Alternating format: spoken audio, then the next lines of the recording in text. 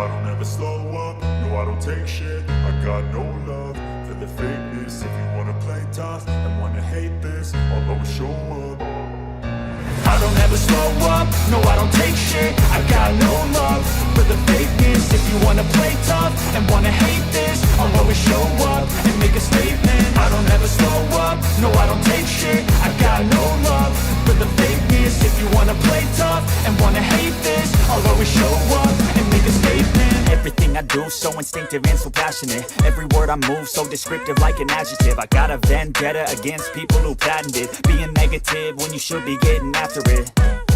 I got facts over tracks, this and that. Spitting slow, spitting fast. I could roast, I could gas. Think I'm okay at last, but I don't know if that can erase all the past. And the pettiness, a reflection of the emptiness. Hilarious, you think you're worth my time, you're delirious. Mysterious, because you hide behind a fake exterior. Inferior, you know I'll always be a bit superior. Get off of me, this ain't no humble brag. I want you to hear words, you can say them back. I want you to feel free from the chains at last, and to believe in what you got, it was built to last, yeah. Now that I've been put through hell, I never got anyone's help. I had to do it all myself. I don't ever slow up, no I don't take shit. I got no love for the fakeness. If you wanna play tough and wanna hate this, I'll always show up and make a statement. I don't ever slow up, no I don't take shit. I got no love for the fakeness. If you wanna play tough and wanna hate this, I'll always show up and make a statement. Gonna learn the consequence of being incompetent. Mental health is confidence, dreams and some honestness. I'm not here to save the day, that's for you to take away. I could play a million mind games, but instead I say something not illogical, something that is topical. Rub it on and watch it go, make yourself unstoppable. Dreams are irresponsible, but they're always possible. If you just believe, you could be so remarkable. Thoughts in my head, a collage and they spread. I'll be great one day, going off of my meds. No, I'm not giving up, no, I'm not giving in. I will make it to the top, taking off in the wind. I gotta make it, I'm saving every day to taste it. I'm patient, but my mind, it can hardly take it. I'm chasing a dream that I've had for several ages. A vacant, modern kingdom for the taking. Now that I've been put through hell, I never got anyone's help. I had to do it all myself. I don't ever slow up, no I don't take shit. I got no love for the fakeness. If you wanna play tough and wanna hate this, I'll always show up and make a statement. I don't ever slow up, no I don't take shit. I got no love for the fakeness. If you wanna play tough and wanna hate this, I'll always show up and make a statement. I don't ever slow up, no I don't take shit. I got no love for the fakeness. If you wanna play tough and wanna hate this, I'll always show up.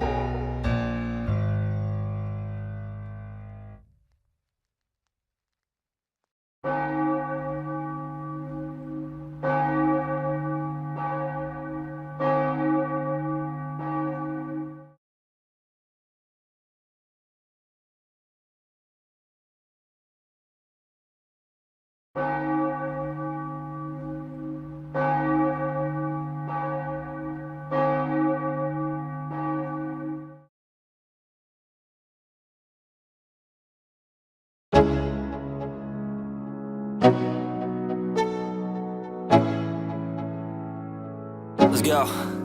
Yo, I'm like an addict, do I gotta have it. I ain't even playing, got a really bad habit. If it moves, gotta grab it, fuse like a magnet. Lose, won't have it till I'm doomed in a casket. I ain't playing, got a weird mind. If you work 8 hours, I'ma work 9. If the shit tastes sour, you should taste mine. I'ma stay in power for a long time. Get up, nah, I ain't a quitter. Toss me the ball, I'm a really big hitter. Big picture, I'm a straight killer. Rising the song to the highest bidder. Got juice, got gas, I'ma move fast. New shoes, new tracks, like who's that? I'm new, come back, better than last. Yeah, it's a new me, never gonna look back. Never gonna look back. Cause damn, I was built to last. You move slow and I move fast, and that's facts. Only I can make a change. Slowly take a step today. I will never be the same, cause that's what it takes.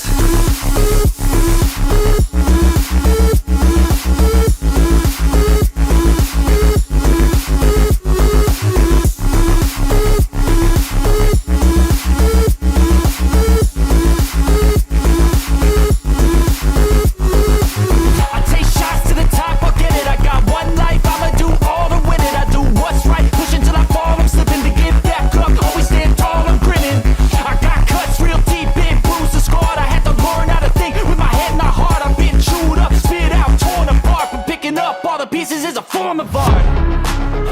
wanna look back, 'cause damn, I was built to last. You move slow and I move fast, and that's facts. Only I can make a change. Slowly take a step today. I will never be the same, 'cause that's what it takes.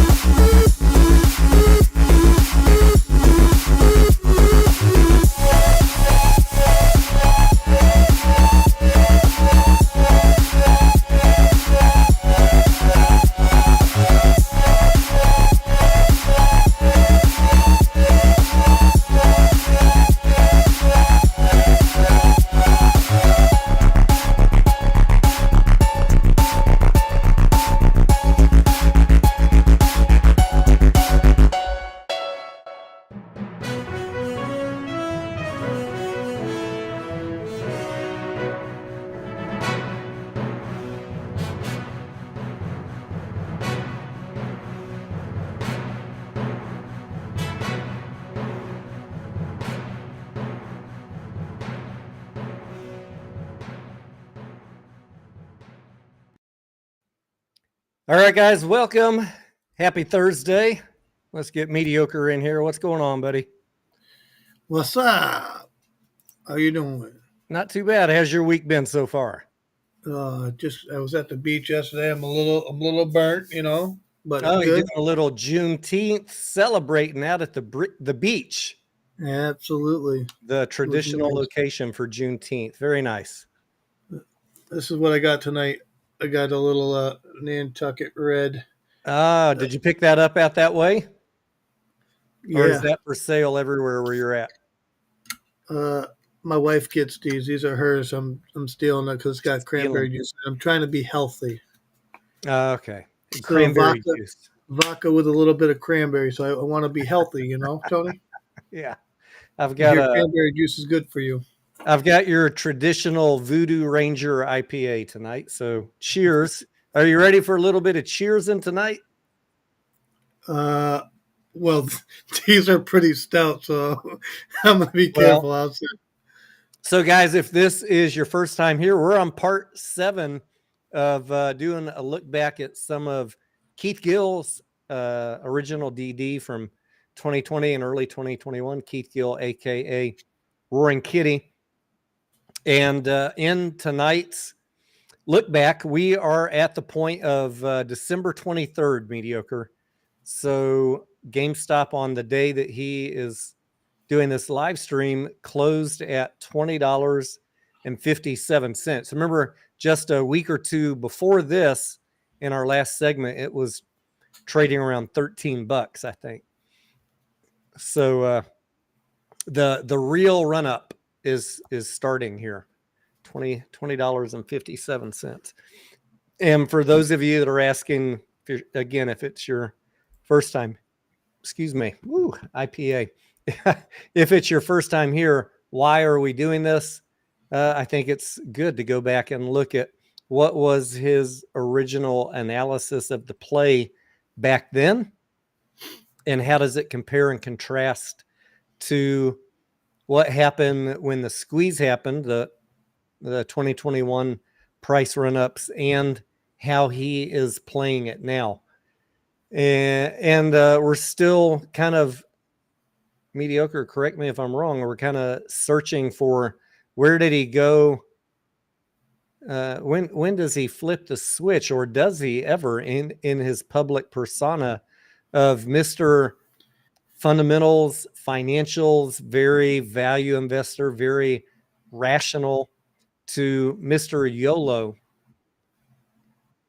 But I mean, we knew he established a position early on, a pretty heavy position, like in July of 2020. And he had his thesis, and he had a very good analysis about why it was undervalued at that time. But I'm curious how his psyche changed as the run-up started happening. What are your thoughts so far? Can you hear me?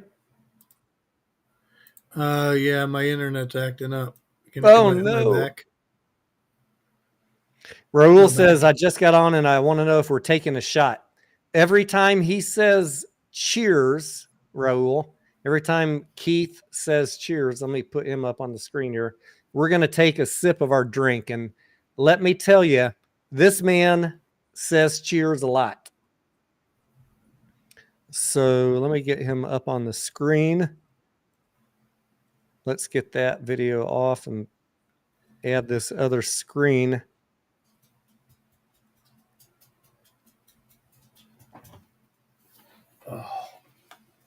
Can you hear me now, Mediocre? Oh yeah, I hear you. Okay. It's better. I don't know. I must have had something running in the background. I shut it down a little bit.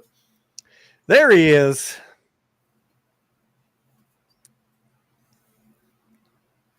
That's Mr. Keith. Anya says, Tony and Mediocre leave no stone unturned when they do DD. If I can't, Anya, by the time we're done with this, if I can't find any point where he cracked in his approach to this play, then I'm going to, as we talked about in the last week or two, I'm going to start going over to some of his early Twitter and early Reddit and see if I can flush it out. And it might not have been him. Might have been other people that started the whole FTDs and synthetic shares.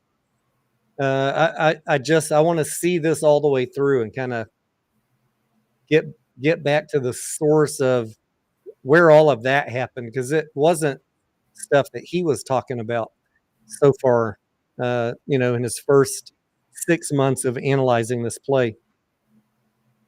As far as GameStop today, Mediocre, do you have any thoughts? I think we closed at 25 something. I was extremely busy today, and but this morning when I wasn't so busy, I was doing a little research and checking premiums. You know what I do? Yep. Checking premiums and stuff. And I'm unsure on what I'm going to do for Monday. I'm thinking about maybe trying to get a position in GameStop instead of AMC. You know what I mean? But the math has to work on what I'm trying to do. But yeah, I think GameStop's in a range where it's getting close for me to start looking at a buying opportunity at a decent price. Yeah, let's talk about that for a second. Arco, what's up, buddy? Thank you for that. I was just thinking about you the other day. I popped in on your channel, check out what topics you've been covering. I appreciate you. As far as, what's up, OTF? Every time I say burger, you take a bite of something. So my thoughts on GameStop. I think that we're going to end this week, somewhere around where we're at right now. As I've shared with you guys over the past couple of weeks, it's very, it's good for GameStop to have $4 billion on the balance sheet. I think it's a pretty stupid short now, for sure, in my opinion, just my opinion, under $18, it would be a dumb short, maybe under $20. We know the book value is around $11. They don't really have much yet to justify a price above that other than faith in management. So anything you want to look at financially to say it's worth 18, 20, 26, 50, that's your faith in management premium. And on my channel, I just don't assign a lot to that. That's okay if you guys want to. I'm not going to try and talk you out of it.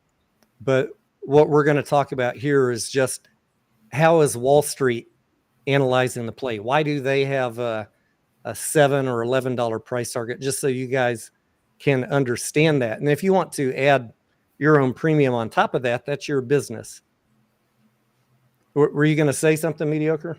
Yeah, I was going to say, so that's what I was doing. I was looking at options premiums for next week on GameStop. And the $20 strike has a decent premium on it. And as you go up in strike price, the premiums ultimately get better, right? So, I mean, even at the $22.50 to $23, they're looking really good. So, but what I look for is like the lowest price. Can it reach this point? And so I could comfortably, for myself, um, comfortably, own GameStop at 20, 18. That's kind of where I'm looking. Yep. So, but if I can sell a $20 put and make money, you know what I mean? That's that's what I look at. What's going to pay more? A You're looking at selling a put to 450. generate income and potentially take a position if it drops below your strike price. Exactly. Right. Common strategy we do on this channel. Let's talk about Jim's comment, because this is, Jim, I think it's a fair point that you bring up, a commonly misunderstood point about them having $4 billion on the balance sheet. Yes, of course they do. That's how we calculate book value. However, because they have $4 billion on the balance sheet now and no meaningful income, it's destroying all their ratios. The ratios were already bad. ROI, ROA, ROE, ROIC, price to earnings, any metric that we would use to assign a future value, discounted cash flows, anything we would look at to say, what is GameStop worth? There's no way to justify a price above book value, $11. Cash is just worth cash in the cold, hard world of Wall Street. Now, as retail traders, again, if you want to tell me I want to pay $12, $15 over book because I believe Ryan Cohen can do something with $4 billion, and at some point, all of those ratios you're talking about, Tony, will grow, and analysts will assign a new price target somewhere around today's price, then that's fine. Like I said, I'm not here to talk you out of whatever premium you want to assign to management. I just want to be the one sane voice that is on retail side, trying to help you understand how a analyst would look at this play. And there is no valuation model I can get to that says GameStop is worth over book value plus some, whatever you want to, let's call it good faith in management, until they get earnings, and then everything shifts. So they need to invest that money. They need to acquire a profitable company or companies, maybe buy some crypto that increases in value, anything that generates earnings. And I'm not talking 6 pennies, meaningful earnings. Then you'll start seeing Wall Street analyst upgrades. Until then, you're just not going to. And that's not because they hate you. There's no way for us to get there. I'm not a Wall Street analyst, but I can do financial analysis. I've done it 20 different ways on GameStop. There's no way for me to tell you it's worth the current price, except to say, I believe in management, and I don't do that on this channel. Not a $15 premium to book value. I can't. But again, if you want to, that's fine. I'm not here to talk anybody out of a play. Does that make sense, Jim? I know a lot of people talk up the $4 billion, but $4 billion cash is just worth book value. It's not worth anything extra. I mean, I'm glad to have it. Don't get me wrong, Tony. Right? It completely changed the game, the potentiality for GameStop. There is no bankruptcy thesis. Anybody who says that is a moron. That's right. There's no bankruptcy thesis for GameStop. And I still see people saying it, and I hear them talking about it. You're a moron. But management does need to actively do something with that money. So now it gets into, what are they going to do? Are they going to be smart with it? And what's the timing? And so if I'm not a short seller, but if I were, I'd be thinking about 2 things. I want to drive it down to book value, but oh shit, what could Ryan Cohen surprise announce and when that makes that a really bad decision? So, my whole analysis of GameStop, even if I said book value was 11 or 12 bucks, I don't think it's a great short below 18 or 20 bucks. You don't want to put all your money into this and short it down to zero? I don't like unmitigated risk, period. So that's why I don't short stocks, but I have tried to, learn to think like them because they keep on taking all my money, mediocre. That's not So, what the internet thinks, Tony. The internet thinks that you're a terrible short seller. but yeah, I get accused of that a lot. You're talking too much facts here. You must be short. We don't short nothing. We just get good entries. That's it. Yeah, I just, I've been in GameStop. I traded out when it hit 60, waited for it to come back down, bought back in. I don't hate it at this price. I'd love it closer to 20, but I don't know if I'll get that. So we'll see. I'm looking at them. A lot of people are, doing DD, saying there's going to be a squeeze tomorrow or next week. I'm not getting into all that. I'm just if the momentum shows up, I will lean into the momentum, and if the momentum takes it down to a price that I feel better about, then that's beautiful for me. I'd feel much comfortable. I'd feel a lot more comfortable with a little bit lower entry. All right. Should we listen to some Keith Gill? Y'all got any other questions before we get started? I think we should listen. Owning the Float says, oh, there's a good question. What would rather own, AMC or GME? Pick one. I mean, right now, OTF, let's do the pros and cons list. GameStop, almost no debt, $4 billion cash. They have no meaningful earnings, and they have declining top line revenue, but the $4 billion cash gives them almost free will to do whatever they want. So when we compare that to AMC, growing revenue, significant debt still, even though they're paying it off, and the fact that they're negative on net income means they either the box office needs to grow, or they're going to keep on burning their cash and have to keep on diluting. And when I weigh all of them, if I were just to weigh them today, I think it'd be pretty obvious that GameStop is probably a safer play as a company. I'm not talking about prices. Once you say GameStop's financially stronger, then you could look at which one is priced correctly for where we're at in this moment in time. That's another layer of discussion. Like, what's your downside on GameStop if you bought in today at 26 versus your downside on AMC if you bought in at 450? And then you get into, well, I don't know, what's the bankruptcy risk on AMC? It's a multi-layered discussion. But if we're just looking at financials, I think it's pretty obvious GameStop is a much stronger financially. They gotta fix that earnings issue, but that's not the worst problem to have, right? What do you think, But Video? OTF, I just want to tell you, I like both of them, to be honest with you. Depending on what you're doing and whatever, right? Like, I'm not really holding these things. I'll just be honest with you guys. Like, in fact, I haven't owned AMC or GameStop for over a month now. I trade them every week, but I want to, if I'm going to own it, I want to own it at the price I want it at.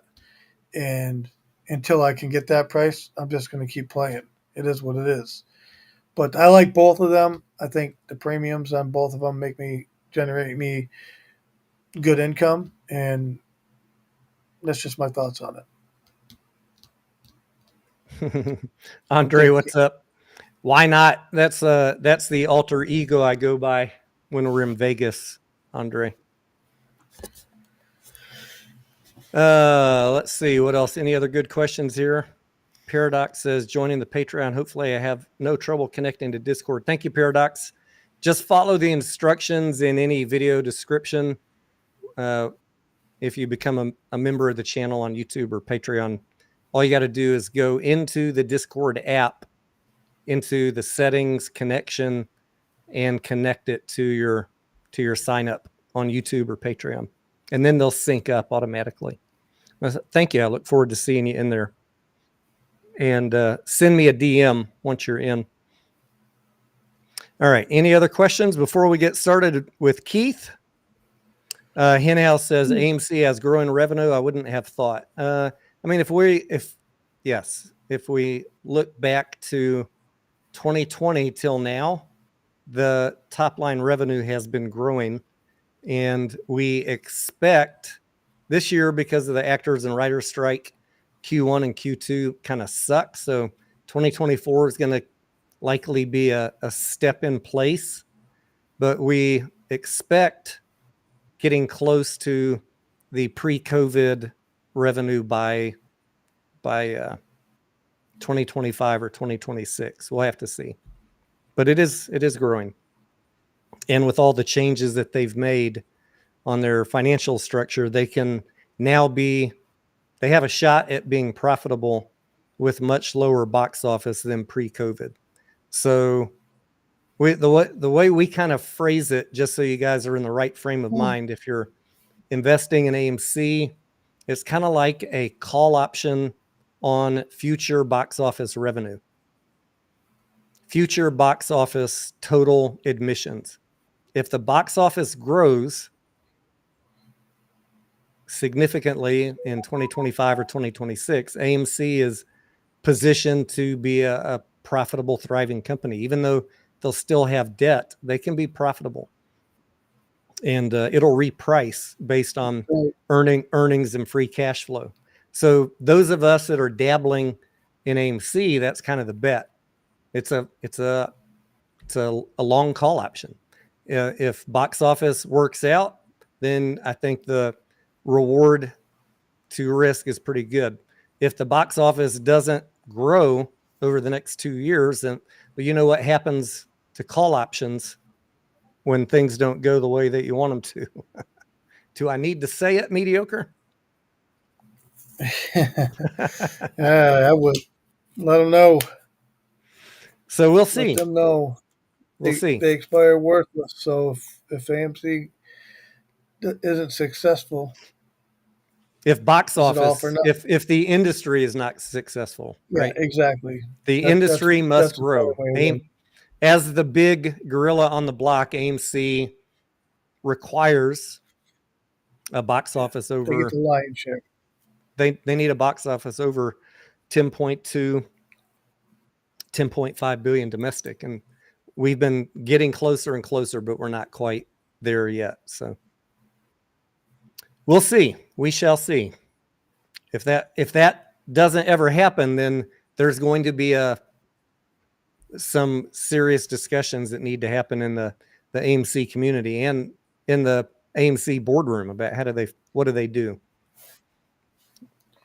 All right, let's. I want to have a sip here, mediocre. So let's see what Keith has to say here on December 23rd, 2020 about GameStop, and let's see if we can get a cheers in real quick. He looks like he's in a good mood. Look at his face. He does. He looks like he's doing well. We are the champions. Cheers, everybody. But before we kick things off, I first have to give a cheers to my lovely wife. Can we get it in there? Cheers. Cheers. For cheers. That's 6 drinks, mediocre. Wednesday. Happy holidays to everybody. You know we had to bounce back today. What choice do we have? Cheers. What a big day. What a big 7. stream. What a big week. Above 20. Cheers. God. We popping bottles tonight. We popping bottles. I got the celebratory kitty. You can't really see it. This is big. And there's not even much new to discuss. There's not much. Well, first let me take a sip. You're taking one sip. Not much new, except we're for already 8 in. You know I'm always talking about that, right? But cheers, everybody. I hope you're having a nice 9. Happy holidays. If you're even have time to chime in today, that's terrific. We can share some of our views, some of our research of kind of what's unfolding this week.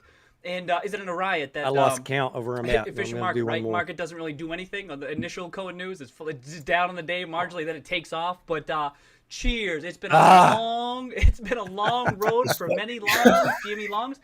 And the stock is now officially a 5-bagger since I uploaded some 5-bagger, woo! Those GameStop videos to the YouTube channel this summer. And of course, there's been thank you to everybody who has shared their research on the stream and in the chat. And because many folks have been sharing their research for much longer than that, right? This has been a long road for some folks, up to 18 months.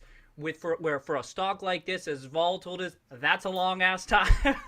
So it's a great time to just kick back, just have a sip. If you drink, if you don't drink, that's cool too. Just take it in, and it's kind of great because for the most part, the thesis has been.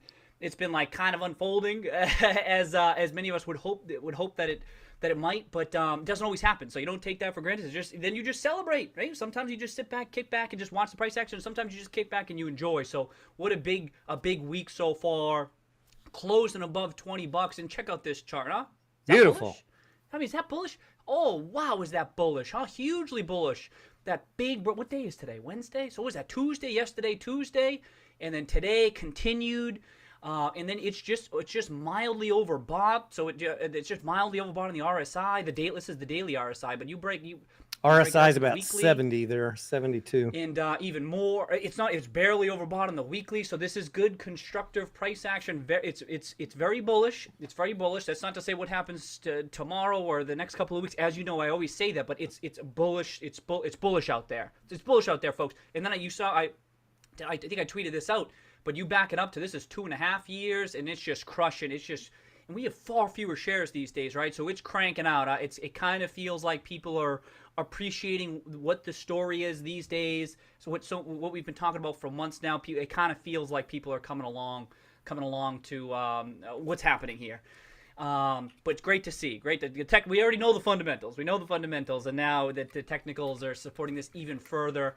There's not too much news. It was just I saw this cyberpunk. I think Dimitri had been posting some of this stuff. Cheers, Dimitri. Cheers, mediocre. Still crushing it. Cyberpunk's still crushing it, even with Jesus, its. Even though it's had its struggles, but still hugely, it's selling quite well. Switch is also. I should have brought 2 beers over here instead of 1. Which none of us are too surprised, but just in light of the new consoles with the Xbox and PS5, but Switch still crushing. That's a big console for GameStop, as we talked about a number of times. I did see Rod. Cheers, Rod. Cheers, Rod. Some new photographic DD. Got some photos here. We can go through this later, but it was got some remodeling happening at his local GameStop, so that was sick. No updates today. No updates so far. I saw there were some articles from Seeking Apple, but I didn't get to them. So I may have missed stuff today. So cheers, everybody. Really, there's not much. You just celebratory. Mediocre. Today, so I hope everyone's having don't miss the cheers. Was there anything else? Oh, fuck, you said it again? Mm-hmm. No, I guess read that's the it. chat. Nothing that we haven't already talked about. Was there something else? Is it the RSI? I guess that's about it. Cheers, everybody. Welcome on a Wednesday. I got to grab another beer. Oh my God, I heard that one. A holiday week stream that we're able to squeak out. Cheers! Oh, the 8-ball. That was it. The 8-ball. Cheers. You know I'm drinking fucking vodka, Tony. I feel like we got to Jesus. give the 8-ball a little bit of a break. Just crushing it. Talk about being in the zone. That's the 8-ball lately. Holy Toledo. Oh, cheers, Justin. Okay, you'll be on later. Oh, 8-ball does it again. Yeah. Cheers, Justin. What up, William?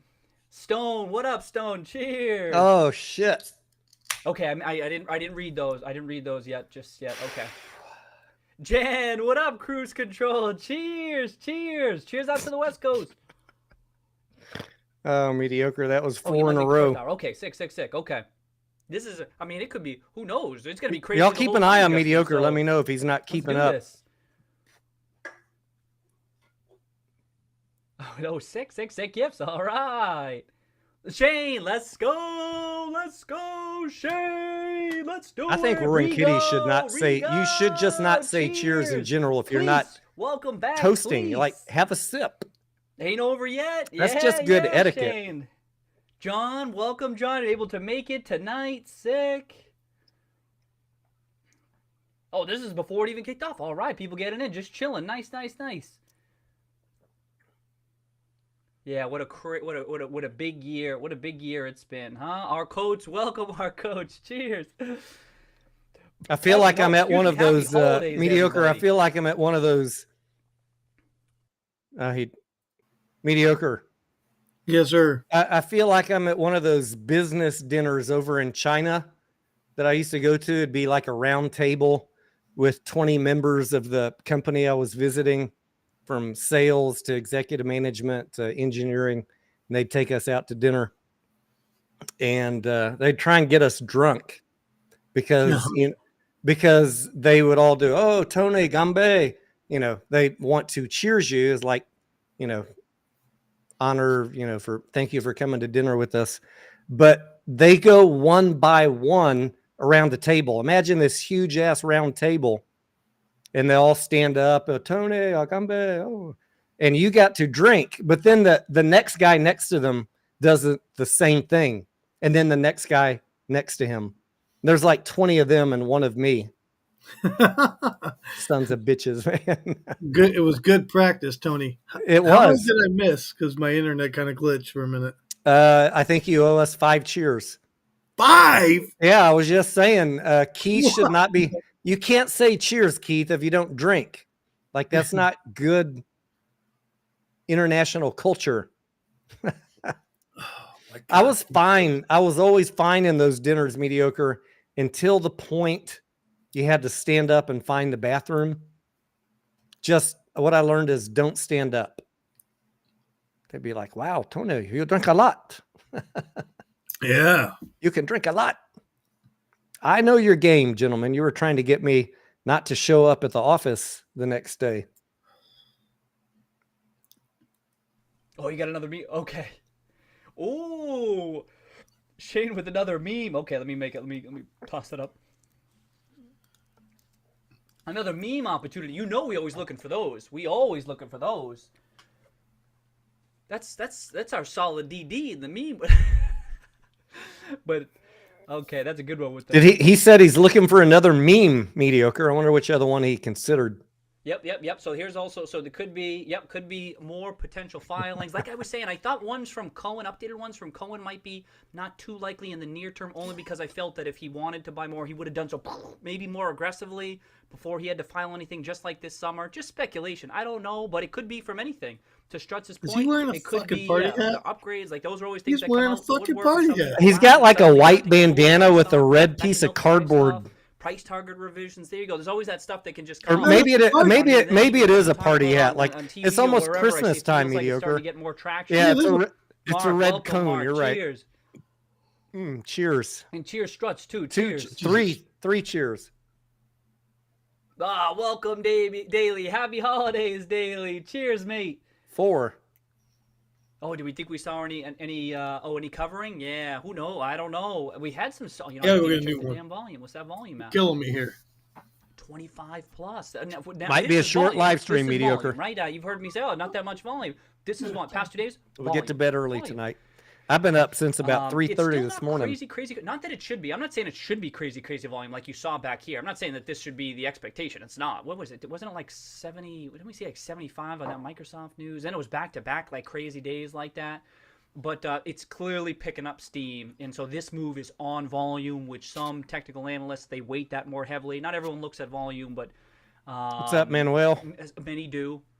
And that kind of supports the move. It seems like people are kind of more buying into it. And then you get the market cap. You've heard me talk about that a number of times. We're well into 1 billion, and it's 1.4. I saw 1.5 today. What now is 1.5 billion market cap. And if you've seen my GameStop videos, as of this summer, what I was saying, like that legacy, the legacy business model alone, I felt could be worth up to 1.5 billion. As things have kind of progressed these past couple of months, I felt like the upward is even a little bit more than that for the legacy business alone.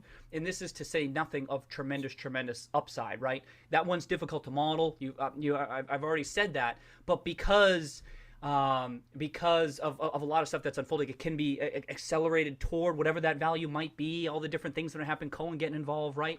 So even though it's difficult to model, like I said, it's much higher than 0 in my mind. That's been a big part of my thesis. But as far as that, it's exciting to see it hit that at the time. You can always revise stuff as you get new information, as the story unfolds. You can always update your model, raise targets, lower targets, whatever it is. It's cool. In fact, you should always be doing that as it has incremental information. But still, I thought quite a bit about what that rough fair value range of the legacy business was back then, and I kind of landed on that up to 1.5. But then I've upgraded a bit, kind of raised it, and then I just think now with Cohen getting involved, it dramatically increases that potential upside. And then for Cohen to be buying in at 16, it's a bit of support down there, right? And of course, I feel as though Cohen knows much more about the likelihood of that upside than myself. That's almost virtually guaranteed. And so for me, that was big for me because I'm like, oh, maybe I can assign a higher probability to that outcome. So that's just a heads up to folks. You know what I mean? Like, as far as that other part of the thesis, if they reinvent this business and they just crush it and they start recapturing market share from even some of its competition, that upside, it could be tremendous. It's just a bit more difficult to model at this point, but you like to see Orion Cohen kind of supporting that initiative. That's why that was big news. That was big news early this week, and that's why I was saying I was happy that other folks kind of felt the same, that I hadn't felt as vindicated as I did that day. That's why I was kind of curious. The stock was flat, which many of us said, and then it takes off. But that was big. No, but anyway, to the shorts, yeah, I have no idea. Those are still like future potential buyers in my mind. I don't know, but who knows what's unfolding? Who knows what's going on? They certainly did know. become future potential buyers, didn't they? As to what we think might be happening, it still doesn't seem like there's been crazy covering. Like today, it only ended up being up 5%. It was up a bit in the morning, but nothing too crazy. It was kind of on low volume. It kind of felt like, and it still seems like the folks on the opposite side of this, it would make sense to at least trim, if not completely close. Tony, read Arca's comment. It seems, yeah, I don't know. Whose comment? Arca. Arca says, Tony, always on around this time. If so, I'm going to bring the whole effing team to get your live stream popping. Yes, I do a lot of evening live streams. I wouldn't say we're always on. It's just when I can get the group together. And, if you enjoy this sort of stuff and you want to come be a commentator, let me know, Arca. We can have a phone conversation and see about getting you on. He thinks that streaming Roaring Kitty's old live streams is brilliant. I mean, we've learned a lot. When you say mediocre, we're in number 7 of going through his old DD. I think that most people ignored what really happened, and they focused more on the run, and nobody really gave Roaring Kitty the actual. I think almost nobody knows what his original DD was, mediocre, exactly. To be honest. That's my point. I mean, we were watching him over the last 6 segments, and he was like, oh, all right, we've got 100 people watching the stream. Yeah. There's nobody that knows what he originally said, unless you went back and watched him. But I love him because he's a true value investor. Like, he knows how to do financial analysis, how to do fundamental analysis. And his analysis was spot on. His thesis was spot on. What we're really trying to spot here is, when did it shift from that to a YOLO type play, just a pure bet on Ryan Cohen? Right. And the other thing is, like, not to discredit him at all, right? Like, people never, like, he has a household name. Everybody knows who he is, right? But they don't actually know anything that he ever stood for. They've created a mythical version of him, I think. Exactly. But they haven't even really created it. He leaned into it. I mean, look at his trading over the last 30 days. Yeah. He changed at some point. Is that fair to say, you guys think? I mean, I don't know that to be true yet. Like, I don't know what his intentions are last. Well, I mean, mediocre. Look what happened. Look what happened when he went and talked in front of Congress, and GameStop was clearly way overvalued in that squeeze at that time. And then he exercised all his calls back in 2021. That was clearly, he knew that was above fair value. Yeah. So at some point soon, we're going to see when we get there. I hope to be done with this segment, with this series, in about 3 more videos. At some point, he shifted his way of looking at this play. And I really want to, just as an investigator of history and someone that likes to learn, I want to see if I can detect where he shifted his thinking on this play. Tony, are you trying to document history? I'm not trying to document. I'm trying to improve. I'm trying to improve my own just understanding of the man, so I can improve my trading of GameStop. I think there's somebody else out there trying to document history, Tony.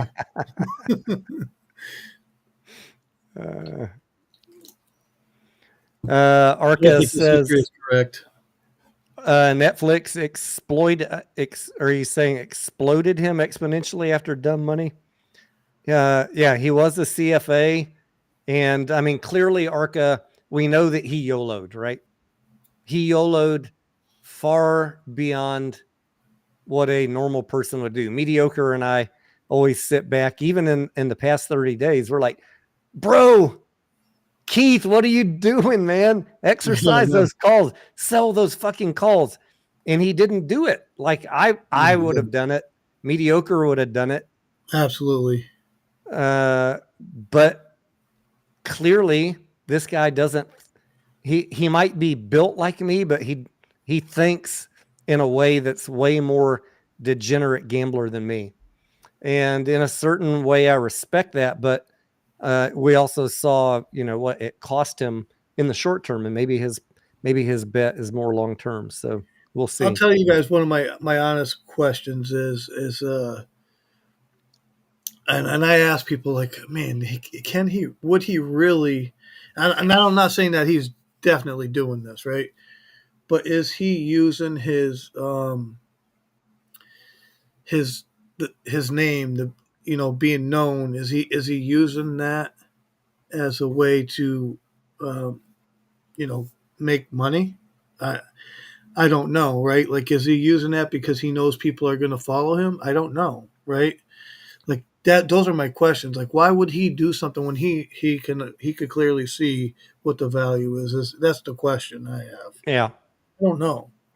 And, like many of us, and I'm sure some of you knew that more dilution was likely coming from GameStop. Like when we saw the first run up, we were talking like they're going to sell more shares. And then a couple of weeks ago on Thursday night, I had a very strong feeling they were going to do a second dilution. I talked about it in my video that Thursday night, and then we woke up to it Friday morning, the second dilution. And I know Keith is not a dumb guy. He had to have also, laid out his chessboard and knew that was a possibility. Did he just roll the dice and said, fuck it, I don't care? Or is there really a master plan that Tony Denaro doesn't see yet? What do you think, Mediocre? Yeah, I mean, it's interesting that he did that stuff, like I can't believe that he come out and then he helped them things. Like that blew my fucking mind, I ain't gonna lie.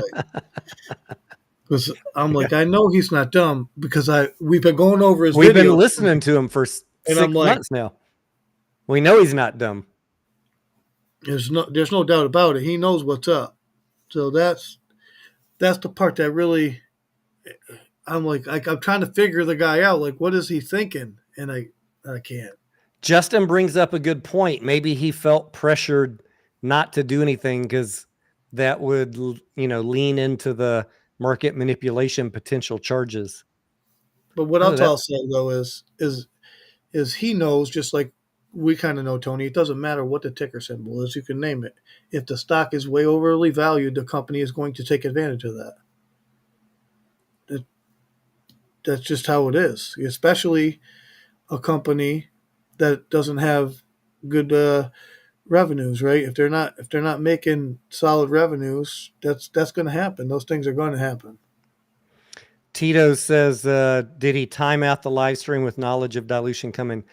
My honest guess, Tito, and look, none of us knows for sure, I think he scheduled that live stream with different plans than the way that it went down. I think that he was not really expecting a second dilution. Yeah, he might have known that it was a remote possibility, but I think that was going to be a celebration live stream or a bring it over the finish line live stream.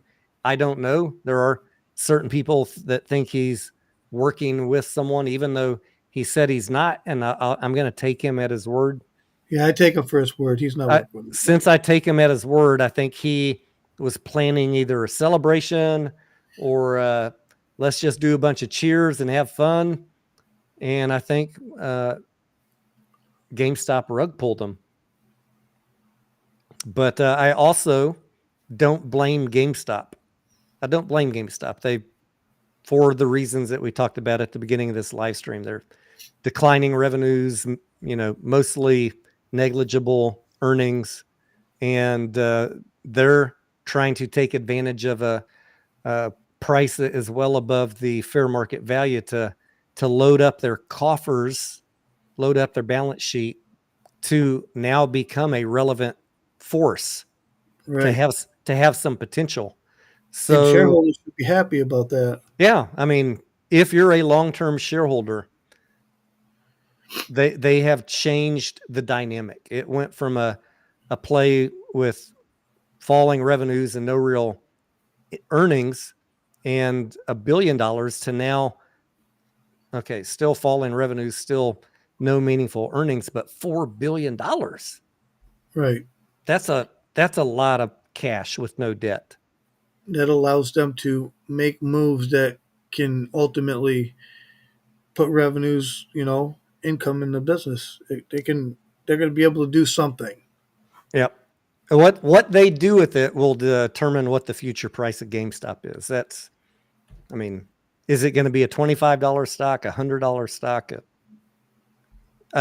I've done with some other smart finance people some back of the envelope calculations about what potential earnings would justify certain price levels. Maybe I will do a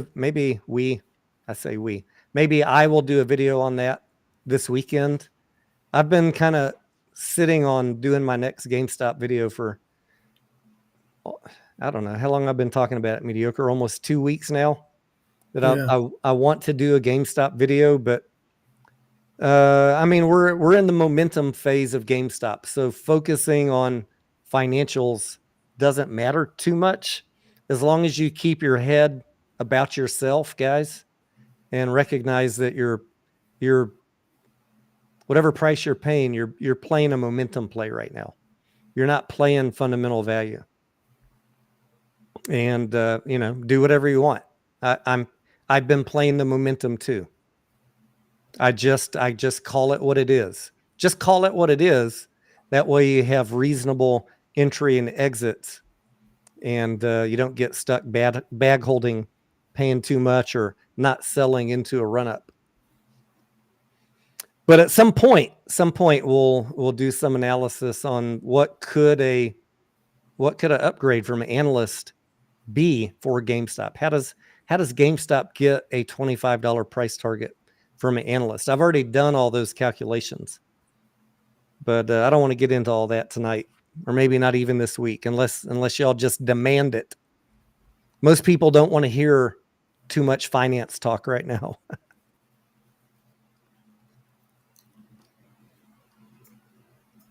All right, let's get back to some cheers, mediocre. Let's do it. Obviously, I strongly disagree with that, but that level of conviction. So I'll be curious. We'll get an update. I think Justin had said that, I think tomorrow, on what that short interest was a couple of weeks ago.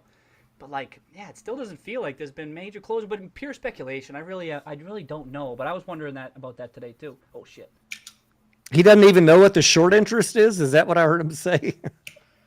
I don't know. Can you get him a little bit louder in this video? Because last time I could hear him. Let me see.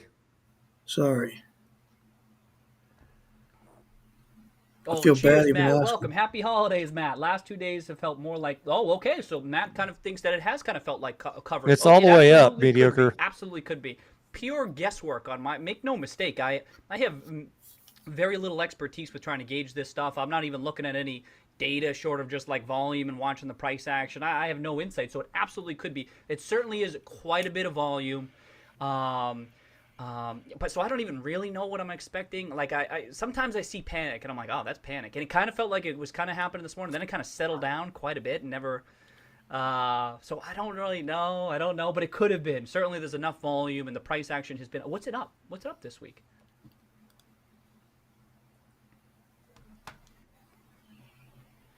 Cutting Edge says, What's am up? I It's up, screwed it's up with a roughly $32 price 30% anyway, average? right? I think you have a It's ballpark. chance I of don't seeing even over calculate. 32 again. Um, I can't yeah, promise and anything I've just cutting been edge, thinking but with the short interest as high. the momentum hasn't as died high as yet. it, I The thought it interest would in the be play hasn't died it yet. would be like maybe a crazier type It's closure. Maybe going to not. be, I think, Maybe not. dependent on It would be news. wrong for me to have conviction in that. What do you think is going to drive GameStop up next? Mediocre. A lot of people are talking about FTDs, options chain. I don't, give a lot of weight to any of that stuff that's being Want me to talked tell you, about. Tony? I'll tell you the answer. What do you got? ready? Yeah. The answer is GameStop acquiring something. Yeah. News. What's that? I think if there's any news, if there's news from the company, news that Larry or Ryan bought more shares, news that Roaring Kitty did something meaningful that people can interpret as bullish, I think you get your next push up. It doesn't even need to be significantly true. It just needs to be true enough that people can interpret it as bullish. You guys know what I mean? But all of the FTD and options chain stuff going on right now, like the $120 strikes with 1,000% IV, I think that's just all smoke talk. Like it's not going to affect this play, but news could affect it in a meaningful way. So you might not be screwed. Cutting Edge. Analysis, and I do not. It's more just I'm educated myself on this. Like, oh, let's see what happens here. Let's see what happens. But with just the crazy setup, and now Cohen buying in at 16, and the story changing potentially even more so. Yeah, I don't know. We'll have to see. Oh boy.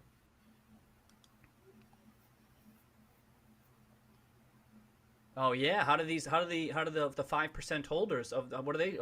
Yeah, something spicy to discuss. How does Monster invest in position? Oh, I don't know. Yeah, Justin, I didn't look into it. I still have them up, but I didn't have an opportunity to dig into.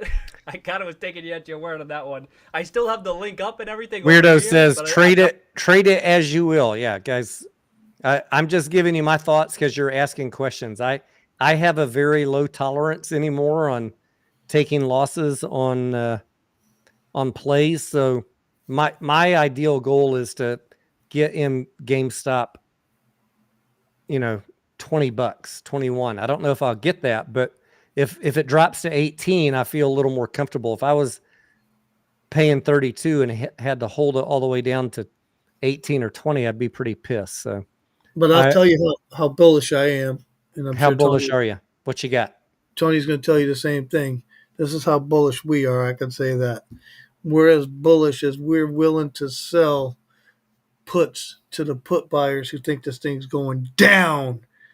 That's how bullish we are. I'll sell $20 puts to any put buyer that wants the price to go down. I'll sell them those puts just for you. There will be bears that try and buy those from you, mediocre. So his strategy, what he's telling you guys is he's just going to take a bear's money.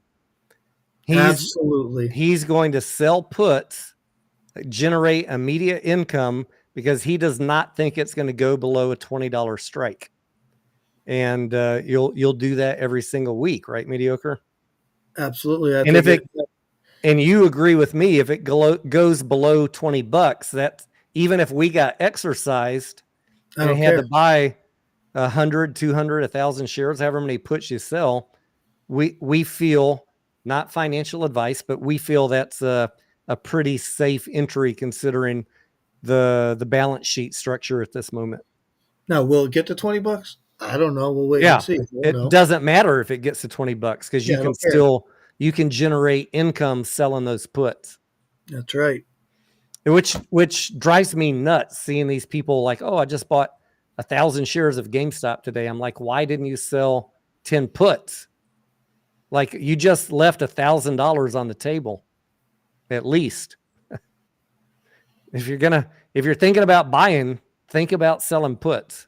This would be something I'd urge you to look into. I love it. Not sure what the final requirements are from us just yet. I got it up. It's high up on my to-do list. That's why I didn't even want to close out of it. Oh, shout out! They talking about GameStop on CNBC. I heard someone say it was like mentioned on TV, but I didn't see if it was mentioned. I didn't see any clip or anything like that. I don't know, but was it mentioned anywhere? I thought with the price action too and the Cohen stuff that it might be. Oh, no longer over 5%. Oh, yeah. Yeah, I don't know how that works either. I think they would need to update. What do you say? They need duct tape? Yeah, that's a good question. I don't know. I'm reading that. Is that what he said? Welcome, No. Smash. Cheers. Cheers. Been Two a mediocre. long road for Smash too. I remember. I'm waiting for any of these guys to say, "Hey, I'm still here. I'm The Smash shelf's 2 looking and I'm good, though, still Matt, here. huh? Matt's saying still that holding. that shelf. I'm Let's still see what holding happens if mediocre. The price continues to run. That's what I'm saying. If they were Say cheers again? 25, 30 No, bucks, he other said it folks here twice. would be upset about that. Oh, Jesus. Because at 30 bucks, I'm not sure that I would like an extra 100 million. An extra 100 million in cash. And you're seriously trying to push forward with some growth initiatives. That ain't bad. It could be minimal dilution. For He's getting me that's why I said today. It could have been even more money. That's what I said. For Should have started stuck drinking out these to me. I was vodkas. like, I thought we were even more doing a than 100 different million. stream. I'm even more excited about it. But It's maybe the that's just holiday they do once stream, and then mediocre. they You can know do another there's one going to be a after. lot It's of not like that's cheers, it. buddy. But even for a first one, I'm like, that could have been higher. So we'll have to see. Wait Even till he 20 is gets. still a little bit Wait till low. I wanted a GameStop's bit over higher, 100. have You're going to be say. cheersed out your ass. But I suspect if it were to happen and the price were to keep on running, then and they did it might be viewed a bit differently. It might be viewed truly as the opportunistic path that they were talking Yeah, about. Matt, that would definitely do it too. And remember, so one thing, you got this price If action. we're Kitty goes above- heavy we're in closing options above again. $20, right? This is what I've been thinking about. Closing above $20 on the Ryan Cohen. No major news. He could also be It's been selling. the Ryan Cohen show. He's right? got so many shares. He Mediocre. wants How to much did you increase his stake, calculate? but not- He could make a week selling cash secured puts right now. Okay, so that first week, me being nice, and he would have made much more, to be honest, if he sold close to the money. But I just said that he wasn't close to the money, and I averaged like 15 cents. And if you look at GameStop premiums, they're usually much higher than 15 cents. You see what I'm saying?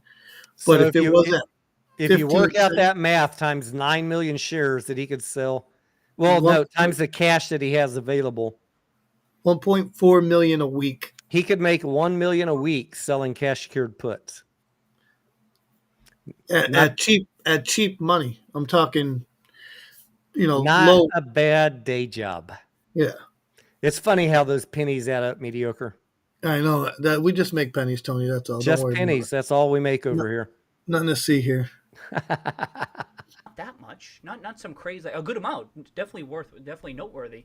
And he's in the buy the price point at which he was buying, $16, right up above $16, huge. Because it suggests that he thinks that fair value might be worth quite a bit higher. But what about GameStop? Can you imagine?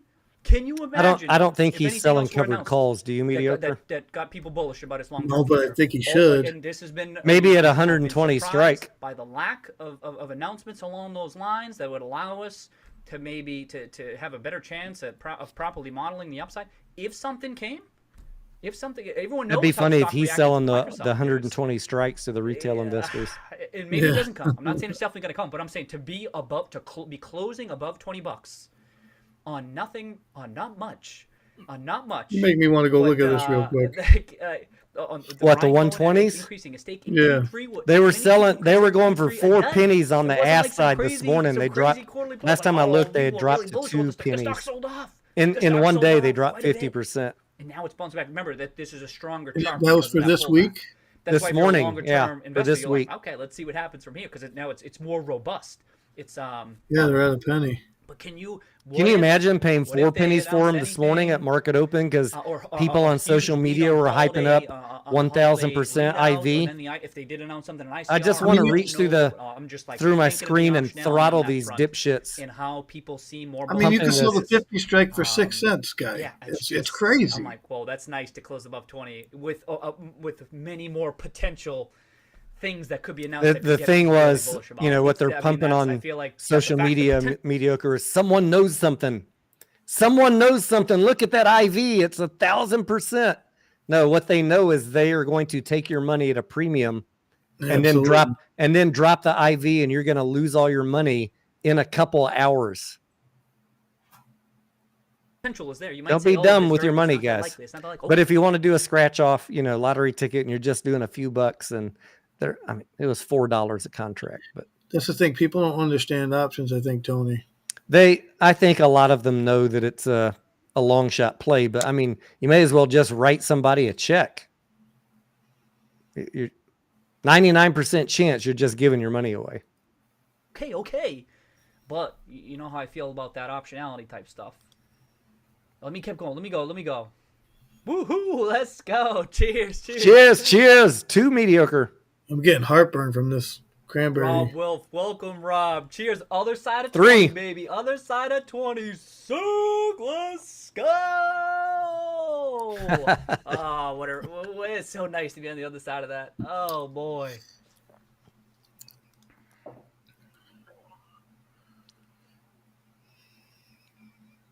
Okay, some people think that might have been a little bit of a sell-off today. Oh yeah, we might be able to. Good job, Matt. Boy, today, you know what I mean? I got it somewhere here. I'll have to track it down.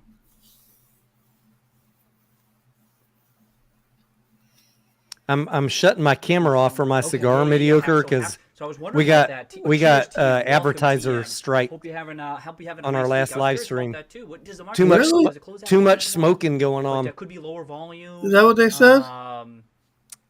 They don't ever tell you, exactly, but hold over an extended holiday. that is one of the reasons they'll demonetize you. Position because things are tilted more on the bullish side. Like I don't know, no strong forecast, but I'm just like I'm like let's see what happens now. Oh, and plus you kind of Paradox will be probably live tomorrow night too. In December, you get tax loss harvesting. Yeah. I think tomorrow night we could definitely do them. And with a stock like GameStop, it could be. People want to be. You can have a beer with this Paradox. Don't worry about it. If it's the story starting to pick up, or conceivable even short. If the short, that shorts could still be sitting on gains. You know what I mean? Like if the stock's been down so much over the years, I have no idea. But maybe some of them are even on losses, and you want to close that out. I don't know. This is all bullshit. I'm just talking. You know what I mean? But stuff you think about, like, oh, I'm curious how it's going to unfold over the next couple of weeks. But tomorrow too. Cheers, Rigo. Cheers, Hugo. Welcome, Hugo. Mediocre, 2 more. Dos más, amigo. Cheers, dude. 3 more. Thank you to my wife. Thank you. Cheers. 4, 5, 6. Oh boy, no, she's okay. She's cool. She gave us the okay. She said that's cool. Y'all have a good time. Y'all have a good day. So, thank you. Had to cheers. God damn, this thing's almost 7, 8. That's 8. So Matt thinking could continue to tomorrow. Oh my God. Oh, thank you, Cleese. Cheers. 9, Cleese. 10. Thank you. Oh, cheers to it. Okay. 11. We're going to have to derate this mofo. Cheers. Cheers, everybody. I'll tell her. We're going to have to derate him, mediocre. This is not going to be good, Tony. We're going to have to do 1 sip for every 3 cheers. This is. Put my daughter. We're going to be on the floor inside of an hour. I'll tell her y'all said cheers. Thank you. She'll appreciate it. That's it. No mas. No mas. Tomorrow. Let's go. It's a 3-drink maximum. How about that, mediocre? All right.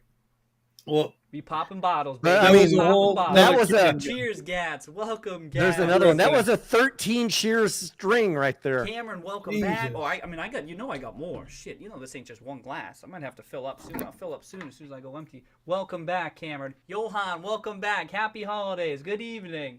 He's drinking he's still on his first glass of champagne. You, see, I didn't see specifics. Okay, so Matt was saying it was talked about on CNBC halftime today. Cool. Perfect. Okay. It's talking about a potential trade. Oh, okay.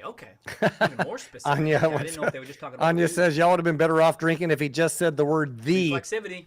Right. Reflexivity, people talking about, people wondering what's going on, dig in. Oh shit, what's going on here? What's up, Koba? Rod, welcome. Cheers, Rod. Happy holidays, Rod. Huh? Nice to be on this side of 20, as Rob said. 5-bagger. That's right, Smash. It's up even more. I mean, it's up.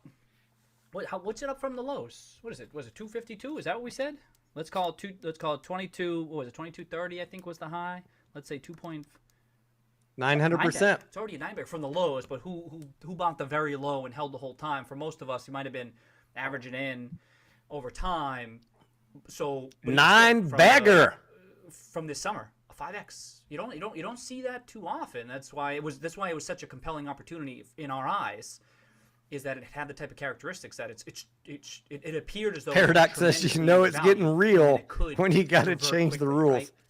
Right? So sick. We're not trying to kill Smash. ourselves here, Paradox. We're trying to have a good time with you guys.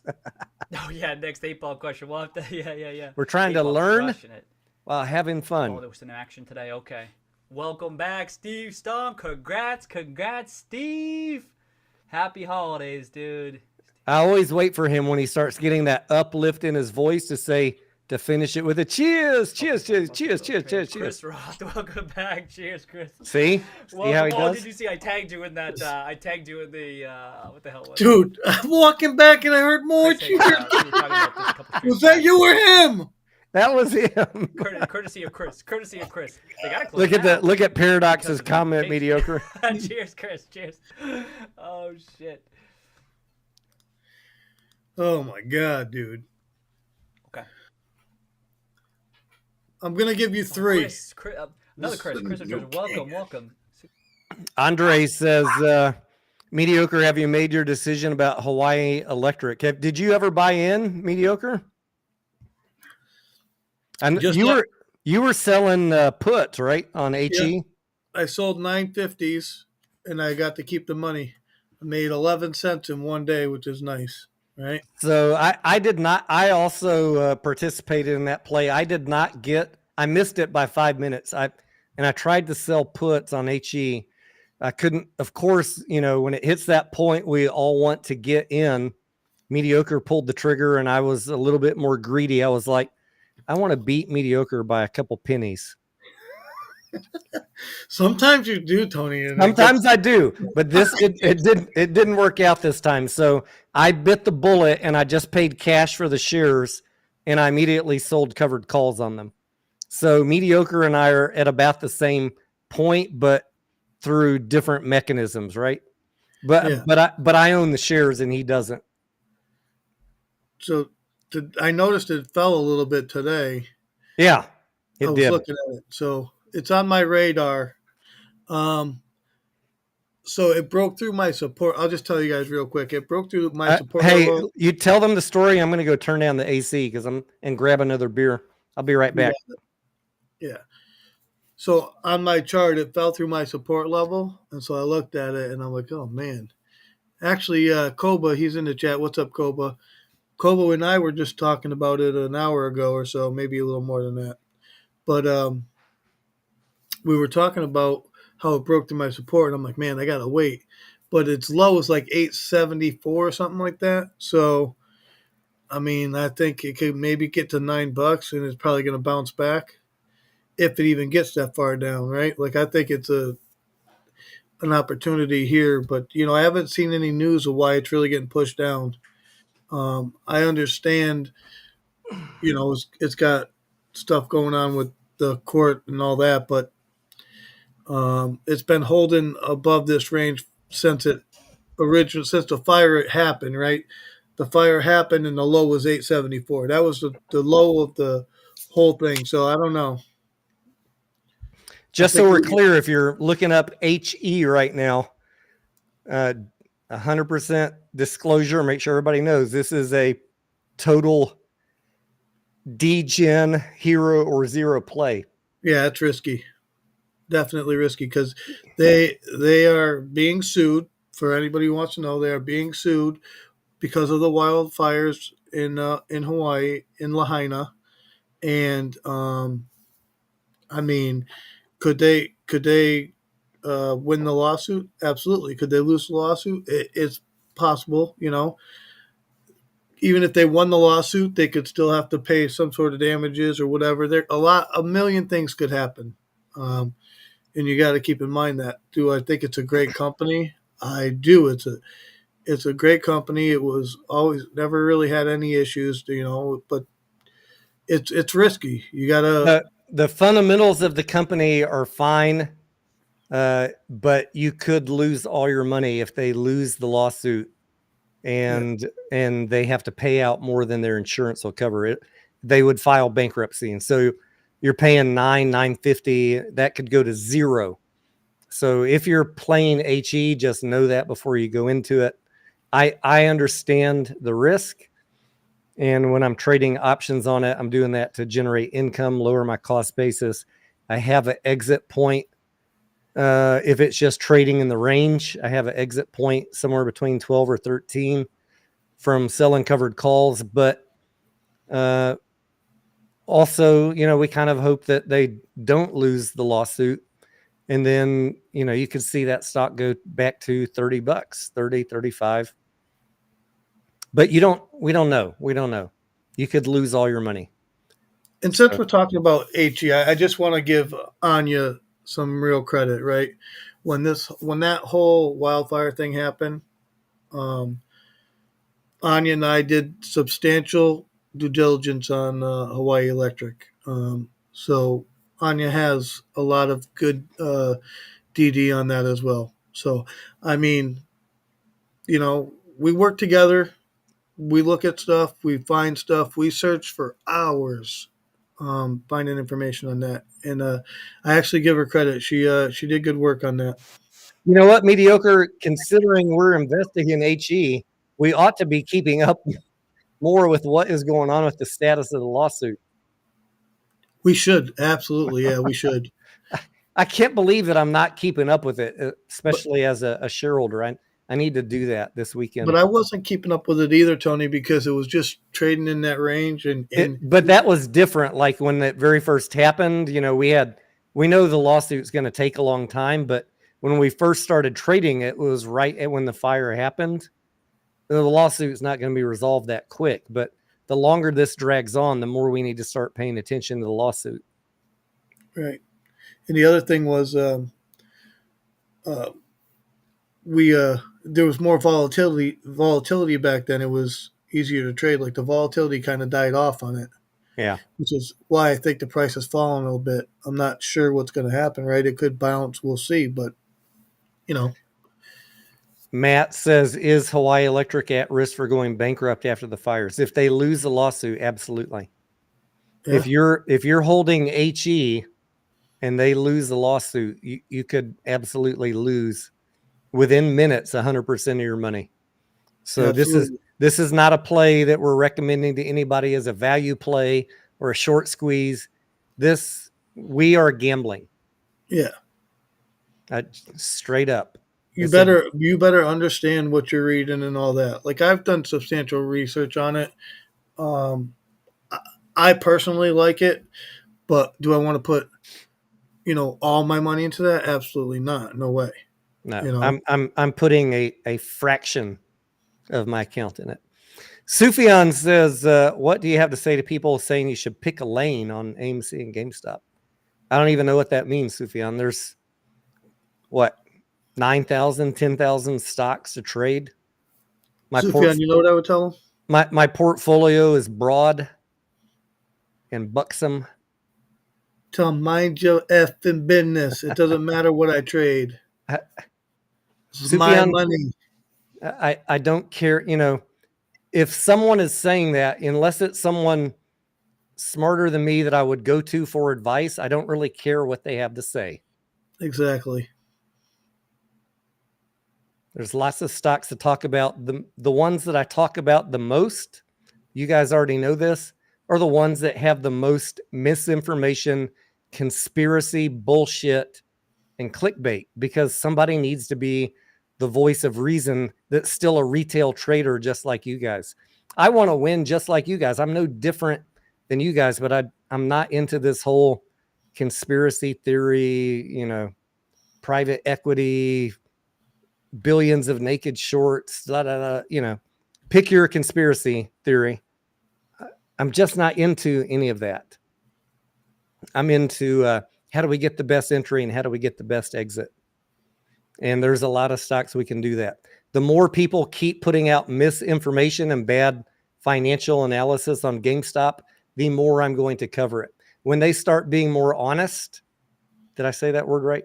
When they start being more honest, I will dial back my coverage. Right now, I feel like there's an overwhelming need for GameStop coverage because there's so many people lying about how to financially analyze this stock. Just call it a momentum trade, and I got no beef with you. I'm in it for the momentum. I'm in it because I know it's worth $11, but I believe in Ryan Cohen, and I'm willing to pay 2.5x book value, even though they have no earnings. Say all the right words, I'll stop covering GameStop. But the more they put out misinformation and bad financial analysis, the more I'm going to cover it. Because some of y'all need the truth. Some of y'all deserve the truth. And if you don't want to hear financial analysis, just don't watch my channel.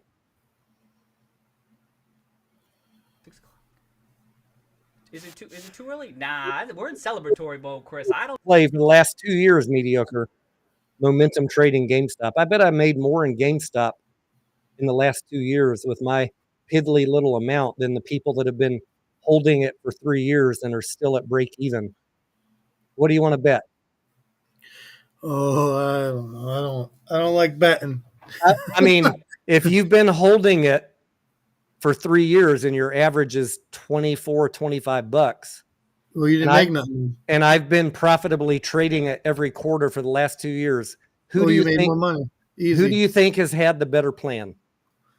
That's all I'm saying. Well, you're right. You can like me, not like me. You can like my analysis, not like it. But I would wager, for the people that have only been holding GameStop, that I'm probably ahead of all of them with a fraction of the shares that I've been trading because they're all at break even at best. I don't think so. Holidays, above 20, let's go. Oh, yeah. I mean, the more it runs, the more painful, presuming that there still is quite a bit of shorts outstanding. The higher this runs, the more expensive of a position it is. I mean, if it goes 24, I mean, just to mention that, if it keeps running, that's painful. Just put yourself in, just like when things are going down, that's painful, naturally, right? I'm not the brilliant there, right? It's just, of course it goes up. It's more expensive position working against them. Who cares? Welcome, who cares? Nice, Neba. I love it. We love to hear stories like that. Hold on, pause the stream, Tony. We got to have a conversation here with Neba. Can we cheers, Neba? Absolutely. Hey, Neba, I just want to say the key word in your whole sentence right there was trading, not buying and holding. Buying and holding becomes a little bit more of a compelling argument finally now. Wouldn't you say, mediocre? Yeah. I mean, the core business has not changed. It still kind of sucks, but the potentiality has changed. The potential of the management to do something meaningful going forward, that potential has changed. The game has now changed. But for the last 3 years, I mean, it's just been so if you made 100K at any point in the last 3 years trading it, hat tip to you, sir. I hope you're having a nice week. Oh no, I didn't. Is there a full report out, Rod? Oh, I didn't even hear that. I missed it. Okay, a thorough report out there. The beautiful thing is, mediocre. I'd seen that. You know what happens when you sell into a run up and take profits, and then it comes back down?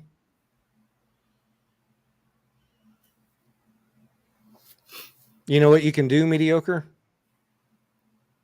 You could wait and buy the dip. You could buy back in if you love the fucking company. Yep. Someone got onto me in my comments on AMC. He's like, "What?" He's like, you sold AMC?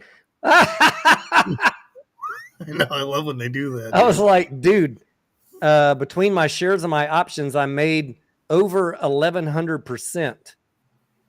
Did you make 1,100% in May on AMC?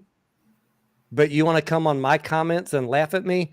Now I'm all in cash on my meme stock position, ready to buy back in as it comes back down.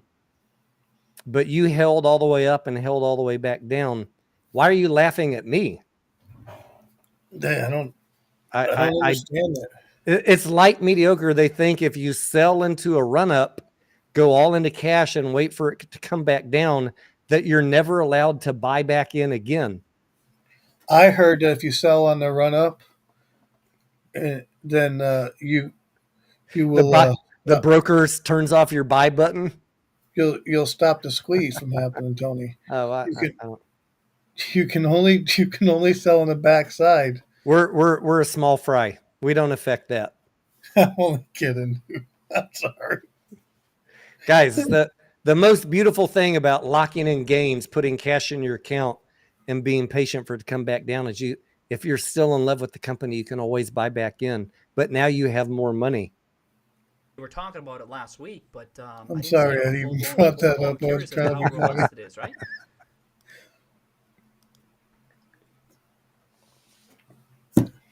Oh, Justin, really? I didn't even look at it. Justin saying that some of these new articles. Justin's in the chat, mediocre. Oh boy, I'm almost. Nice. What's I up, didn't even Justin? open them up yet. I just had. In Kitty's chat. I mean. Oh, okay. What was, Oh, okay. Very Justin. bearish on both. Whoa. There hasn't even. I don't been know. very I don't bearish know. ones. That's very. You know what I mean? It was too good of a day. I'm like, yeah, it's too good of a day. It's celebratory day. I don't open this. little confirmation bias there. Thanks for the heads up. I'll definitely check them out. Oh boy, Alex, that 8-ball, boy, crushing it. The record is incredible. It's record. Oh, the 8-ball, Tony. I had an 8-ball in my in my chat. His own Twitter account. I did the 8-ball have its own. I wonder if it's still active. Just come on, the 8-ball just need gives its opinion on. I'm gonna stuff. check it. Boy, I think it was /8-ball. Popping bottles. Oh, can you hear that? Doesn't look like it's a Twitch feature. I don't think it's active right now. Oh boy. Okay. Oh, I didn't check it. I didn't. Thank you, Anya, for the link on HE. Okay. Oh, how did I not see this? I didn't see that. I didn't even hear about that report. Too busy with the memes. I'm running out. I keep on checking if Kitty's like updated his Reddit. Oh, Alex, you mediocre beat me to the joke. nothing. Alex says just make a seeking. Tony, did you know? Make a seeking alpha account. Cheers, Alex. Pause this for a second. Cheers, by the way, while we're paused. Go ahead. Okay, hold on. Did you know that I called the courthouse in Hawaii? No. What'd you call him for? Ask Anya. Because me and Anya were doing research. Yeah. And I wanted information on the docket. And do you have a case number? I have to go back and relook at all my stuff. That was months ago. When it first happened, I was looking for the docket so that we could track it and get the information. I did. I called. They answered too. I talked to somebody. I'll look it up this weekend, mediocre and Anya. I was just actually looking at an AMC case on Pacer today. That's kind of a funny story. Maybe I'll start covering HE. I'll just do that on my own little side thing. What do you think? Yeah, you guys should go subscribe to the Mediocre Trader. Is it Mediocre or the Mediocre Trader? It's just Mediocre Trader. Yeah, let's do a live stream and go through some legal documents together. Yeah, we could do that. And maybe we could bring Sparky in, even though he's not, an expert on HE. He's in the industry. Sparky, are you watching tonight? I haven't seen him in the comments.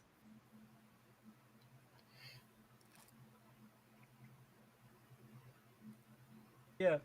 Mediocre, we're 3 beers in and we're not even 30 minutes into this fucking live stream of Kitty. Oh, dude, you gotta put up that comment. That's funny. Which one? The one This that one? said 9 o'clock, it's time to run. What numbers is he talking about? I can't. I'll tell you later. All right. Uh, Sometimes I wake up in the middle of the night and I'm having a dream, Mediocre, where I'm running the fucking numbers. Dude, I can't keep Nordic, fucking welcome, straight. welcome to Nordic. Oh, I didn't even check.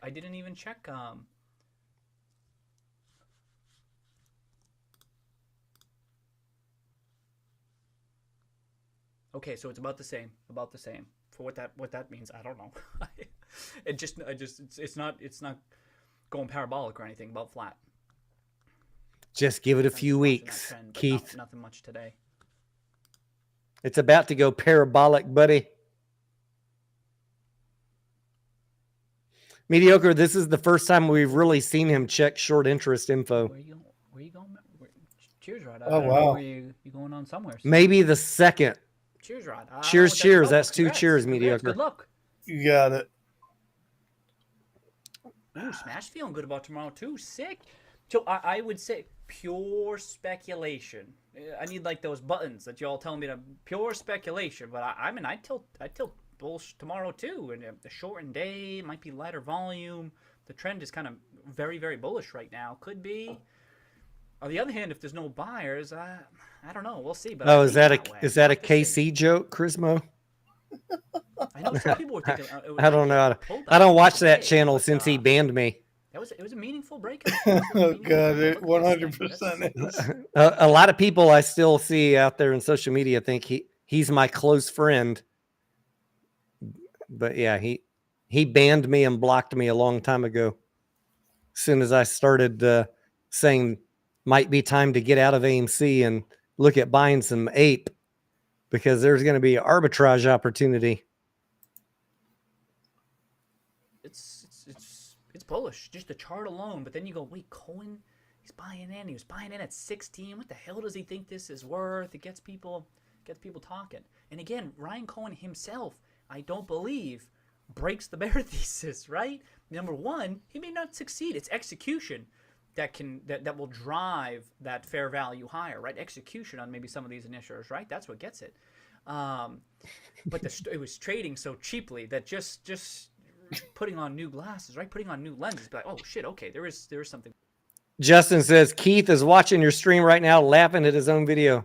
I don't know if he is or not. I always have a dream that maybe one day he's watching us, saying, "What the hell are these goofballs saying about my old streams?" Keith, if you're watching, drop us a cat in the chat, whatever name you're watching with. Or come join us and share some thoughts. Yeah, always welcome. But even if he doesn't, this is still worth it just for the exercise of us getting into his mind of what he was thinking as we led up into the squeeze. For me, even if I never talked to Keith, just hearing how he approached this play running into the big squeeze is, I think, will improve my trading of GameStop. And it will help me, I think, separate the people who are just doing conspiracy level / clickbait DD.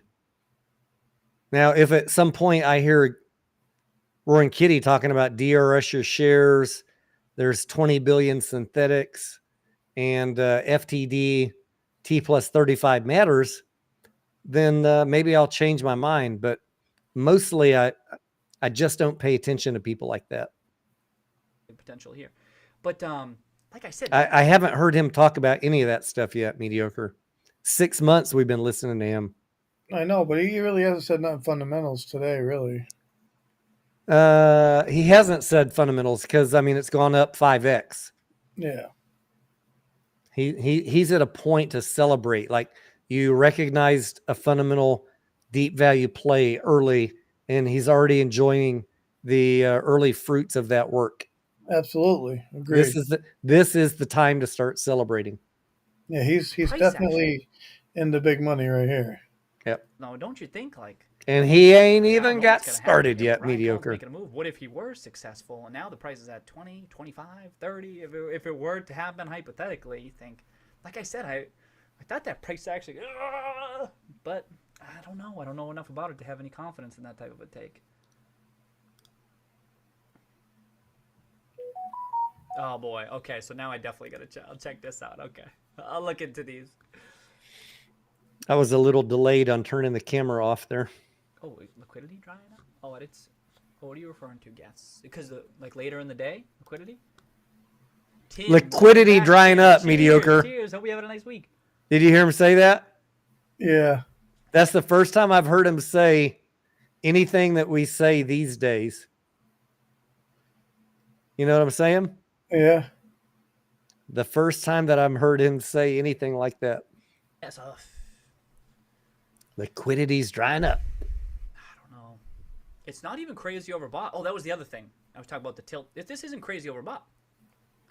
This isn't crazy. Like, you want crazy price action going nuts, it will be hugely overbought. Like, I speculate that folks are looking at that type of a stuff. That's that daily RSI, the weekly RSI, both not just a hair overbought. So it's not even that crazy yet. Not that that doesn't mean it's going to get there, but it's that froth. It's like it's not there right now. And part of it is because of how aggressively it sold off last week. What a difference a week makes, huh? Saw that meme. Oh, did I get it up? Oh, shit. Where is it? Did I get it up? Oh, that was this one. Isn't it true? Oh, boy, huh? Oh, my God. And then I looked. I didn't realize. It was last week. It was a week ago, huh? What a difference that makes. See how strong. See the impact that price action can have? I mean, many of us know that, right? But it's a good reminder. Like, I forgot. I'm like, damn, that was only a week ago? What's that monthly looking like? Oh, Steve. Yeah, Steve. We were talking about this. Steve Stunk. This, like I was saying, like... Mediocre, who do you think I'd be drawing a picture in in there right now defending the GME bull thesis at $100, which is the current price, post forward split? The Dos Equis guy. Who would be standing at the blackboard right now defending the thesis? Guys, drop me your name in the chat. We had that one guy, whoever the fuck this guy is. Then we had Einstein at 19. We had the one conspiracy guy at 12. What the hell is this guy's name? Then we had Einstein at price action. What's this guy's name? They thought he was crazy defending the bull thesis at 12. At 19, you're Einstein defending the bull thesis. Yeah. At 100, which is today's price, if you factor out the forward split, who would be at the blackboard right now defending the GME bull thesis? Let me know your guys' thoughts. Can have. I mean, many of us know that, right? But it's a good reminder. Like, I forgot. I'm like, damn, that was only a week ago? Shit. What's that monthly looking like? Oh, Steve. Yeah, Steve. We were talking about this. Steve Stunk. This, like I was saying, like, this is still intact. Like, we know it sold off aggressively last week. But if it bounced back, I'm like, yo, you might get that fifth white candle there, right? I know Steve Stunk eyeing that monthly candle. 1, 2, 3, 4, 5. And now a monthly close above this box. Good looking chart. Good looking chart. I'm actually surprised there aren't more prominent, like, technical folks out there talking about it. And maybe I've missed it. But How come he's not talking about the George very W, bullish to me. Tony? And then many of let me keep going. Y'all know this. I don't know what he was talking about there. Let's see. No. I said, how come he's not talking about the George W? Folks out there talking about it. What was he talking about? Just the high the relatively low RSI? No, he was just saying that the move was still intact. You know what I mean? Oh, yeah. I mean, that's a bullish chart still. Yeah, exactly. And I was just talking about the W because Trey used to be like, the George W. Yeah. It's a bullish sign. Oh, did I get it up? Oh, shit. Where is it? Did I get it up? Oh, that was this one. Isn't it true? Oh, boy, huh? Oh, my God. And then I looked. I didn't realize. It was last week. was last week. It was a week ago, huh? What a difference that makes. See how strong, see the impact that price action can have? I mean, many of us know that, right? But it's a good reminder. Like, I Funny, I forgot. heard I'm like, YouTubers that were was only a coming out week of the ago? woodwork. Shit. With what? What's that mountain Just looking like? Oh, Steve. just Yeah, coming Steve. back. We They're were making talking about this. comebacks. I heard. Well, they were coming back over the last 30 days, but Yeah. some of them have slowed down. This, like I was saying, like, this is still intact. Like, and we know it sold off aggressively last week, but if it bounced back, I'm like, yo, you might get that fifth white candle there, right? I know Steve stock eye in that monthly candle. 1, 2, 3, 4, 5, and now a monthly close above this. Those are huge, big white candles. Good looking chart. Good looking chart. Beautiful. I'm actually surprised there aren't more prominent, like, technical folks out there talking about That's it. one thing that Maybe I missed it. CSI Maybe was I right missed about, it, but, Tony. What's that? Seems very bullish. That a lot of YouTubers would make a comeback because of Roaring Kitty. You know, people who deleted all their stuff from their channel start making comeback and making new videos and trying to jump on the bandwagon. You know. I have noticed that. Yeah. Yeah. Now, I did increase my coverage of GameStop mediocre, but not because I'm trying to jump on the GameStop bandwagon. Most people hate me covering GameStop. No, I know that. I'm covering GameStop because the amount of bullshit people are talking about. I don't think that's who CSI was actually talking about, but I've noticed he was correct in his thesis, which was kind of funny. Yeah, he was right that people would come back because people follow what's ever popular, but we're sticking to doing the financial analysis here and encouraging people to take profits on any run-ups. We want to be celebrating with you on Saturdays. Exactly. To me. And then many of let me keep going. Y'all know this. Oh, is it that bad? Is it that bad? Oh, I gotta check that out.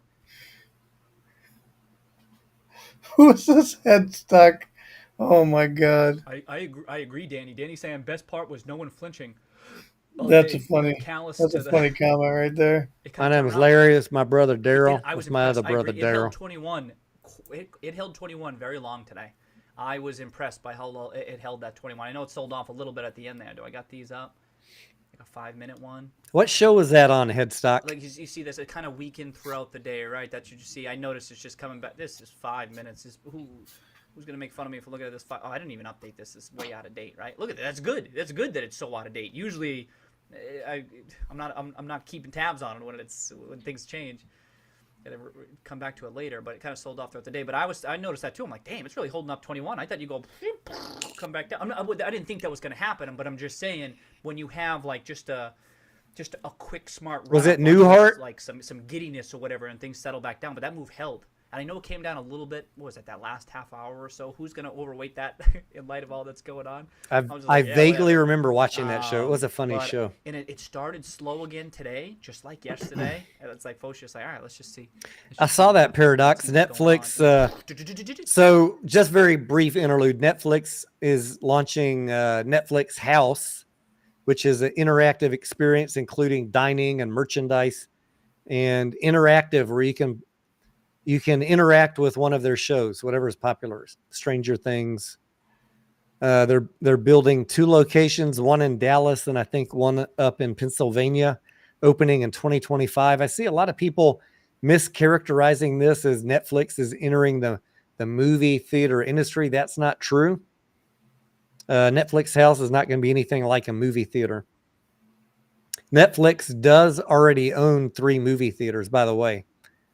One in New York and 2 in California. But nobody talks about that for whatever reason. They want to mischaracterize Netflix House. I think that Netflix House is kind of like a marketing gimmick for them, maybe an experiment. And when it opens in Dallas, that's just a short drive for me. I'll go check it out and get you guys some live video and some photos and see what it's all about. But I'm not too worried about Netflix House encroaching on AMC. or Cinemax or IMAX. But the popcorn, I saw that popcorn thing today. And you know what pissed me off? They got fucking kettle corn. Why can't AMC get a damn kettle corn or a cheddar? Come on, Adam. I think someone said Netflix just repackaged somebody else's product. Maybe so. But Adam, we need to get a cheddar and we need to get a kettle corn. I'd only buy the kettle corn if you offered it. Anyhow, don't worry too much about the Netflix stuff. It's a good thing for people to act angry about, but not really impactful on AMC's business. And the same thing. Yeah, Adam, get some good popcorn. Get some fucking kettle corn, Adam. Put me in charge of marketing that shit. And then it was, and some caramel corn too, Adam. Everybody loves a good caramel corn. No shit. Come on, man. Jesus Christ. It was kind of similar. And then I was wondering, is it going to take out those highs? What do you think? Caramel corn is only good for like fairs and stuff like that? I don't know, but I mean, who doesn't like caramel corn? Everybody does. It should be in the theaters, buddy. God, it is in the theaters, but it's too sweet. Mediocre. I tried it. Like, I grew up in a family that my mom made homemade caramel corn. Wow. Long family recipe. In fact, I shared that recipe on a video on my channel using what? AMC popcorn. So yeah, go check that one out. But AMC's caramel corn is too sweet. I can't eat it. So Adam, if you need a little bit of, marketing consultant, how to adjust the recipe for your caramel corn to be more palatable to the masses, maybe it's selling just fine and I'm an idiot. Well, that's always possible, Tony. That is possible. A lot of people accuse me of being an idiot, mediocre. But Adam, I think I could up the sales by at least 20%. Check me out. Catch me outside. How about that? It held. I mean, it's up. What was it up today? Mediocre. Do you know Adam has never responded to one of my messages? Really? Yeah. A lot of people think he pays me. That's SOB. Don't even respond to my messages. 5%. That's what it closed. But yeah, for the most part, I didn't see too much flinching either. I think people are buying in. Mainly because I'm probably complaining about shit, mediocre. Hey, Ryan, welcome back. Cheers, Ryan. Cheers. Happy holidays. Anya says, is that why you're growing corn? Too. No. We'll just do buttered corn on the cob. I'm excited for the comment section at the very least. The corn is growing now, Anya. It's almost a foot tall. Thank you. Harold, hello, sir. We got rid of most of the varmints. Yeah, congrats to the long. Congrats to folks. Damn corn digger uppers. Of course, right? But for some of us longer term folks, been around on this. It's for starters, it was a relief to know we weren't crazy, and now it's the highest it's ever been during a stream, so that's exciting. Okay, so Polygon talking about like positioning moving forward or actions moving forward. Just again, Anya, we like just from a technical we like pan standpoint, just generally speaking, we like air pops channel, not or pan popcorn for caramel corn, but I made it using the bagged out of position AMC corn, and it worked just fine. With the thesis of GameStop, as many of us have talked about, for that legacy business model, we're kind of getting into that. We're around in the ballpark of that fair value range. Like I said, I've even I've kind of raised my valuation, but we're in that ballpark range. So generally speaking, when you're getting into that range, especially in light of the other investments you might have, it can make sense over time to average out of a position. But with the case of GameStop, you also have that tremendous upside, so that needs to weigh in your decision as well. How much do you allocate toward that part? He's still talking upside after a 5-bagger, mediocre. He said tremendous upside. As the story has unfolded and it kind of blending together, but just something. He's still with me? As you're getting now, yeah, I'm here. $1.5 billion market cap. and I was what texting your in the chat at confidence the same level time is listening to in you. that level of Wait, the did he fair just say he value thinks he versus could what go to that a 5 billion tremendous market cap? upside might be. Let me rewind 30 seconds here. It can be a good idea to average into positions, to average out of positions. With the thesis of GameStop, as many of us have talked about, for that legacy business model, we're kind of getting into that. We're around in the ballpark of that fair value range. Like I said, I've even I've kind of raised my valuation, but we're in that ballpark range. So generally speaking, when you're getting into that range, especially in light of the other investments you might have, it can make sense over time to average out of a position. But with the case of GameStop, you also have that tremendous upside, so that needs to weigh in your decision as well. How much do you allocate toward that part of the thesis? And they kind of been blended over together, like it's become as the story has unfolded and they're kind of blending together. But just something to keep in mind as you're getting, now we're up to $1.5 billion market cap, and what your confidence level is in that level of the fair value I versus misheard what him. that tremendous upside might be. Yeah, I wanted to see if he said And that. just weight it accordingly. You know what I mean? It depends on your cash needs. If there are other opportunities. So There are he's so basically many saying at this decisions point that go it's into a at fair sell value, decision. 1.5 Even billion. so many factors that go into a sell decision, and I'm trying to, from an educational standpoint, because that's often where that can be the more challenging part.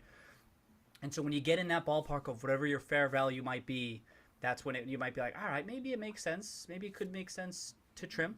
But in light of that, if there's still that other variable, this is why the Cohen thing was so Maybe it makes interesting, sense to because trim, it but really fuck it, I'm changed. going It YOLO. didn't change. It just That's what really he increased said. what my fair value could be. You know what I mean? But even still, you manage your position however you need. He said he loves the stock, Tony. That's what he fucking said. Eduardo, welcome back, Eduardo. Cheers, cheers, cheers. Cheers, cheers, cheers. God damn. He's the only other person besides Adam Aaron that I know that says everything 3 times mediocre. Oh, did I fall? I was probably talking too much. Oh, no. And just to be clear, I don't know either one of them. Oh, I missed. Someone's going to That's my clip bad, that. everybody. Tony Denaro admits he knows Adam Aaron. Oh, who lost it today? Did I lose it today? Oh, I don't know. Oh, I missed. That's where I am. Okay. Sam, welcome back, Sam. Cheers. 4 cheers, mediocre. I think we got an update on another that short one? interest tomorrow. 4. Oh, the comments. Okay, y'all talk about those comments. Yeah. Dude, Oh, cheers. Thank you this for is, sharing that. So That's Rod's 5. Rod's seeing that many people are Another still one, saying, mediocre. I'm saying how it kind of feels like. Don't worry, we got a not 3-drink everyone limit. has necessarily bought into that. 3-drink story, maximum. Kind of getting around there, but Rod's still seeing people talking about the whole squeeze type stuff. It's like. Have you That's guys? not the wrong- Hey, I mean, have you there's guys an ever element been to it. to a place that has a maximum number of drinks that you're allowed to order? Do you have anything like that, mediocre? I'll be right back. I gotta go get. No, I haven't. We have a place here in Austin that sells something called a Mexican martini, and you're only allowed to order 2. Oh, actually, I have been to a place like that. Yeah. And there's a good reason why you're only allowed to order 2. Imagine getting a martini shaker, but the martini's made out of tequila. We had this conversation before, didn't we? Yeah, we have. Yeah, all Yeah, right. that was that day that I drove back to work on second shift and fell asleep in my car. Yeah. You told me that. I'm like, how the hell do I know this conversation? Like, dude, you're catching me. That's the only place I know of in town that has a limit on the drinks, but they will track your drinks and you're only allowed to order 2 Mexican martinis. If y'all are ever in Austin, give me a shout out. We'll go knock down a couple shakers. And the beautiful thing back in the day, mediocre, in the upstairs, they used to have a cigar lounge before Austin became a communist country. Now you can't smoke indoors anymore. It was completely enclosed in glass with separate ventilation, but now you got to go out on the back patio. I'll be right back, Tony. I gotta go get one more to my last one. All right. Ape named Roscoe is admitting to drinking and driving. In my younger days, Roscoe, I did a lot of stupid shit. Do not drink and drive, ladies and gentlemen. Right? That's a possible component of it, but there's this other. We're talking in my 20s, Roscoe. Just doing the surface level analysis might not even know I'm that like in my Rod's still 90s seeing, now. Some ignorance of what this thesis is out there. Okay, thanks for sharing that, Rod. I'm always kind of trying to gauge that type of stuff, because when we were seeing that like weeks ago, right, it was like, okay, there's still some upside opportunity, right? When people are still hating on the stock or not believing in it, or certainly not diving deep into what the actual thesis is, it's like, all right, well, wait till it manifests. So wait till it does. But okay, so Rod's still seeing that, which of course I believe is the wrong take, even though those are components of it. But short interest rises this whole time.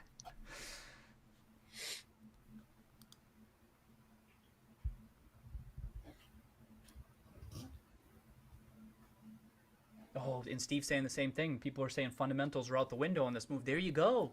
Sentiment, that's sentiment opportunity right there. People are still not fully believing in, just to be clear, that it's only a $1.5 billion. Depends on what weighted average. Damn, Justin, what's the name of that place? All these potential outcomes. But with, I mean, I think many of us assume Ryan Cohen. Picture of 8 liquors. Has his sights on a much larger market cap for this type of a company, especially with the revenues that they have, right? $5 billion plus. In my life, Justin, I've only been sick from drinking, I think 2 times. One was in high school from drinking vodka, and the other was on Halloween night in about 1987, maybe 1988. You remember really bad nights in your life, and getting sick from drinking is up there on mine. Like those days, because it happens so infrequently. The days you remember, I was drinking a Texas tea, which is similar in a way to trash can punch. I don't think Texas tea has 8 liquors, but I learned, at an early age, do not drink to the point of being sick. That is not fun. No, I did too. Not fun. Young age. I think I can count on 2 fingers in 90 years of life how many times I've been sick from drinking. Right now. Well, it's how fast you drink it too. Yeah, like pumping up, short squeeze. It's just the wrong take. It's the What? What did he say, mediocre? I couldn't hear him. He said, pump and dump, short squeeze. It's just the wrong take. Let's rewind that. Just to be clear, that it's only a $1.5 billion. Depends on what weighted average fair value is on all these potential outcomes. But with, I assume many of us assume Ryan Cohen has his sights on a much larger market cap for this type of a company, especially with the revenues that they have, right? $5 billion plus right now. All right, let's listen to what he says here. Yeah, like pumping up, short squeeze. It's just the wrong take. It's the wrong take. What's the right take? Okay, so y'all seeing that? Okay. I wish I could see the comments, mediocre. Maybe we can. Oh, okay. So they were talking about February 20th. We can see the comments. Let's see what he was talking about. Cheers, William. Cheers. 2 cheers, mediocre. Oh, thanks for sharing that, Rod. I didn't know that. So they got a $50 price target. All right. Wow, $50. Let's say. So 3.5 billion. I can't find the comment that he was reading.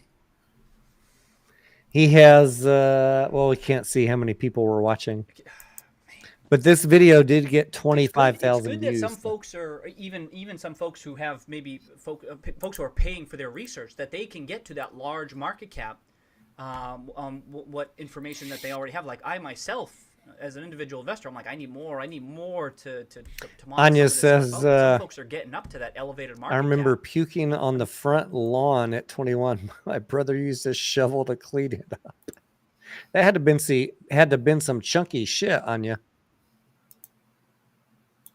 Woo! Based on what y'all are saying here, with what they have so far, And even though I can envision it, of course I can get it. But the specifics, like if you write a long Right, report, Paradox. I getting wish the he would specifics stream of it more. can be tough. Wow, I think picking up we the all price want to, whatever you think of the play, we all want to hear a little bit more from him. 3.5. Okay. You do have a good brother, Anya. Oh, I do need that Polygon. Yeah, Polygon saying I need 2 chats. I do need that. There was a half a cheers there, The quick mediocre. one, did I propose that like a number of months ago? I'm like, there should be 2 different.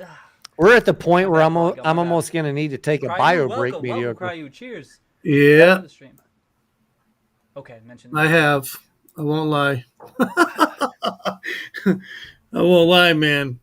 I've been having too many of these little. What are you drinking again? The Chesapeake? Something? Nantucket Red Vodka Okay, Cranberry. Nantucket Red Vodka It can Cranberry. make sense to trim it. It's so much. This is why. Mighty if you nice have of your specific wife to be questions, thinking you of your sit down bladder with with that financial pressure, cranberry right? 'Cause juice. So much of it depends.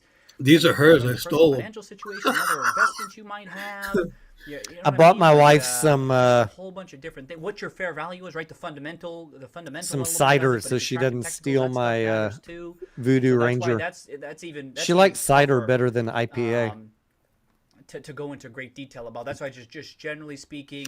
All right, I'm going to go do a average in, bio average break. out, I'm going to like, let I him feel like keep those are playing good rules of mediocre. thumb. I'll be right back. You do your best I'll be to listening. ascribe that He fair says value. cheer, Like, I'll let you I feel, know. I want to talk about that a bit just because these are excellent questions. They're so important, but they're also so tough. Yeah.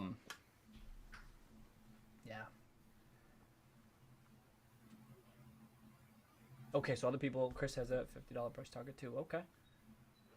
Yeah, Cohen really changed a lot of those.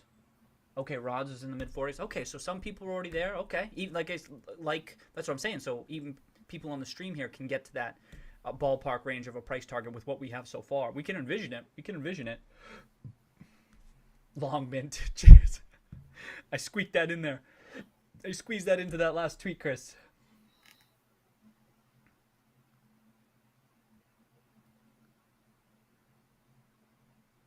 I hate when he sits there, you guys, and he's looks like he's idle, like it froze. He's reading comments. It drives me crazy. I'm like, did the video stop? Oh, some new ones gonna open up next week. Some new options. Okay.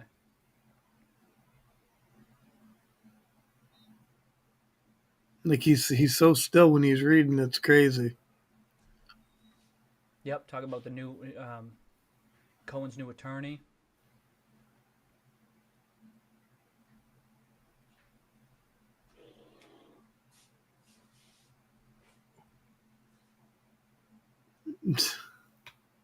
Okay, talk about the attorneys. Yep. Did I miss any cheers? No. He's reading comments. Ooh. And you know how he reads comments and he's quiet and he doesn't move? He looks like he's frozen, right? Yes. I was telling the chat, I'm like, it drives me crazy. Like, you know?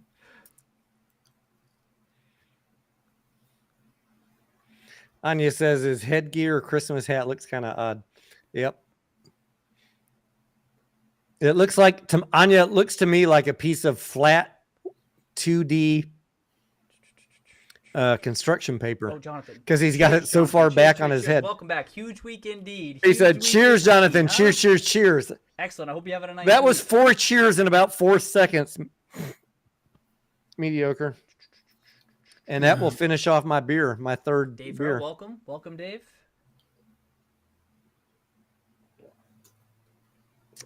Oh, God. Hey, I just want to ask while we're still here, Some folks thinking Ryan Cohen on the board before we end up for tonight, were any of y'all here in the chat? Give me a thumbs up. So much. I'll have to say. Give me a thumbs up if you. You know, I got the hiccups now, mediocre. I got it all, baby. I got it all. We'll have to see. Give me a thumbs up in the chat if you were around in 2023 when we were covering the AMC Ape lawsuit to 52, stuff, and they have a where AMC was contemplating doing a reverse split and then more dilution. Give me a thumbs up. I just want to see.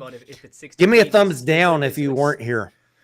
Sometimes you can thumbs up if you were here. I just want to theses. kind of are like ones that are gauge very the simple. You audience. can jot down on a couple. You've probably heard that before. Then you can just jot it down on a couple of lines, and it just intuitively makes sense. Like, all right, there could be something there.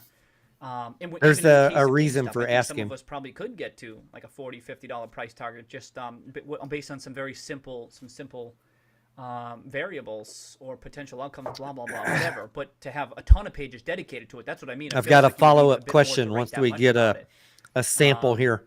But maybe not. Maybe not. Hey, Corax, Corax, what's up? Corax may know where I'm going with the follow-up Theorize. question. You know what I mean? You could spend time theorizing on that, and that could take up some time. All right, that makes sense. I'd be curious about that too. Okay. Why can't he ever be quiet, Tony?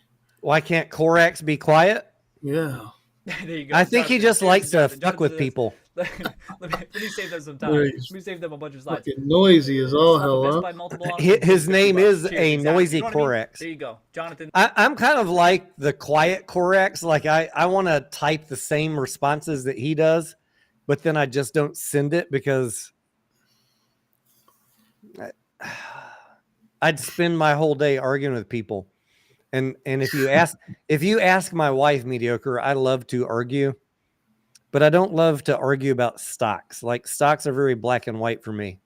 You look at the financials, it is what it is. There's really no point in arguing. Like your opinion is wrong, you dipshit. I know, dude. Corax knows what I'm talking about. Your opinion is wrong. You're a dipshit, and the financials are going to decide what happens. So, yeah. Why am I going to waste my time arguing with them on Twitter? But he loves to do it, and God bless you. X2 Doug wants to know, Tony, did you do the numbers? Who said that? Doug. All right. Oh, God, I love you guys. All right, guys. Let's take a look at the numbers. How many times can you take a look at the numbers in 3 years, Mediocre? Every day, Tony. Every fucking day. Has it helped? Not a lick. Oh, man. All right. We got 1, 2, 3, 4, 5, 6, 7. 7 thumbs up, 1 down. Come on. There's a bunch of y'all watching. I need a bigger sample size than 10 votes. Thumbs up. If you were maybe 70 people are blocked. Maybe y'all just can't even comment. Y'all are watching, but you're all blocked. If you are watching and you were here in 2023 when we were covering AMC Ape,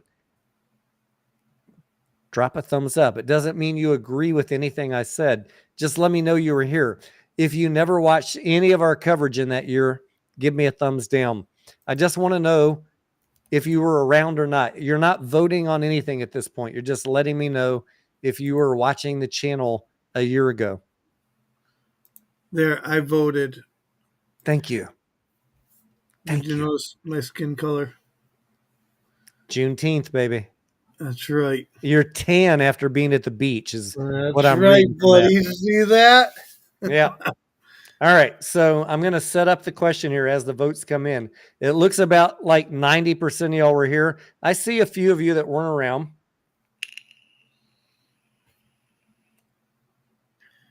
Andre says, I can't find any emojis. I'd show you guys, but look, I don't know if you can see that. Look, I am super burnt. I'll be tanned out by tomorrow.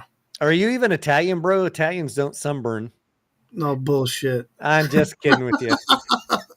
My son said that, Tony. My son said that yesterday. He's like, I don't burn. I'm Italian. Watch. And he was drunk. He was drunk, Tony. And I'm like, shut up, drunkie. And we were with one of our guys in our chat. And he was trash talking him. Koba, I'll tell you guys. We were with Koba. And he was trash talking Koba. And Koba's like, okay, whatever. So this morning, I didn't wake him up. I let him sleep today. I didn't even wake him up for work. I let him sleep today. And I come home from work after me and Junior were out working, right? I come back, and he's up. And he goes, oh, I want to show you something. And he only shows me his legs, and he's burnt. He's burnt. Right, yeah. And Yeah. What happened? I thought Italians don't burn. What happened? What happened? Yeah. Italians definitely burn. Like I can get sunburn pretty bad, mediocre, but at some point you get pretty damn dark. Oh, absolutely. I get dark. But you do need to be smart about it if you're coming off a winter break. Like I'll use sunscreen until I get really, really tan. Yeah. No, I'm good. I'm not even hurting, to be honest. I just I did it deliberately, make sure you get the nice tan. Clark says, do you think GameStop can hit 50 or 60? I mean, it just hit 50 and 60, Clark. So yeah, they diluted after that. So it's going to be a little tougher now, but with the right news, do I think it could hit 50 or 60 again? I'm not trying to tell you to buy, hold, or, wait until a run up. It's going to be harder now, but could it hit 50 or 60 on the right news? I think absolutely. I'll tell you what. But I'm not one of those $1,000 price target people. If they acquire somebody with that 4 billion, Tony, I think it could get to 50 or 60. Yeah. I'll say it's going to be, look, if they can make an announcement, Clark, that is interpreted by the market or by retail traders that is going to bring in definitive earnings where we can reevaluate the price, you could get another push up in price. I even if it's irrational, I think you could have another push up in price. That's why I'm still watching GameStop very closely. I don't think the game is done, and I think even at this point, the downside is limited because they still have $4 billion in cash. Now, let's say they don't do anything, let's be extreme. Let's say they don't do anything for 18 months and the 4 billion slowly gets walked down 100 million a quarter. People are going to lose interest and it's going to be talked bad about, but I don't think that's going to be the scenario. I think the company is going to be looking at how to actively deploy that money to generate return. And that's really what we're looking for. Like those of us that are doing non-hopium analysis, anyone that's doing real financial analysis is wanting to see some return on the income statement. That changes all of your ratios. That changes all of your price targets. Changes all of your fair value evaluations. GameStop's suffering right now from lack of return, i.e. lack of earnings. But the potential to change that is in their hands. So we'll see. I don't know. Is the potential there? Absolutely. Can I tell you it's absolutely going to happen? No. I don't even think it's worth $25 based on today's information. But the potential is in management's hands to change that tomorrow with any announcement. So bankruptcy thesis is off the table. Shorts would be pretty stupid, I think, to short it below $20. And we can assign whatever premium we want to belief in management. If you're a Wall Street dude, you're going to assign no premium to management. If you're a retail trader, you're going to assign any range of wild premiums. By premium, I mean extra price above the book value. You're going to you hear people saying it's worth 25, it's worth 50, it's worth 100. Those are all just guesses based on what Ryan Cohen could do with the 4 billion. Show me your analysis. Like, where's the discounted cash flows? Where's the ROIC? Break something down for me. Don't just say, I think it can do this. You want to get me on board with your analysis, break it down in a way I can understand. ROA, ROE, ROIC, discounted cash flows. Doesn't even have to be, there's none of those. None of those exist right now. Show me your future work. What are you thinking? That's all I'm saying. Because all we can do right now is say the company's worth cash. It's worth book value. Plus a little bit for management. You're a hater, Tony. I got a hater? I said, you're a hater. No, I'm not a hater. I just want to I just want to explain it to you how Wall Street's looking at it so that you can get the best entry and have realistic expectations if it runs up. The day the company makes a fantastic announcement, if that happens, the whole calculus changes. So that's what we're waiting on. If you're bullish, what you're waiting on. I just want to see what it feels like to be a Tony Denaro hater. Do you believe that the earth is flat, mediocre? Absolutely. Do you believe that all Jews are evil? I don't necessarily believe that at all. Then you can't be a Tony Denaro hater. Listen, You must hate women, hate Jews, and think that the earth is flat. well, I was only kidding about the earth being flat as well, but I don't know. What do you want me to tell you? Like, I think logically. I'm sorry. I know. I'm just teasing you. All right, we're about to roll out the big question, the 2023 question. Hang on one second. I got to turn the camera off for a second.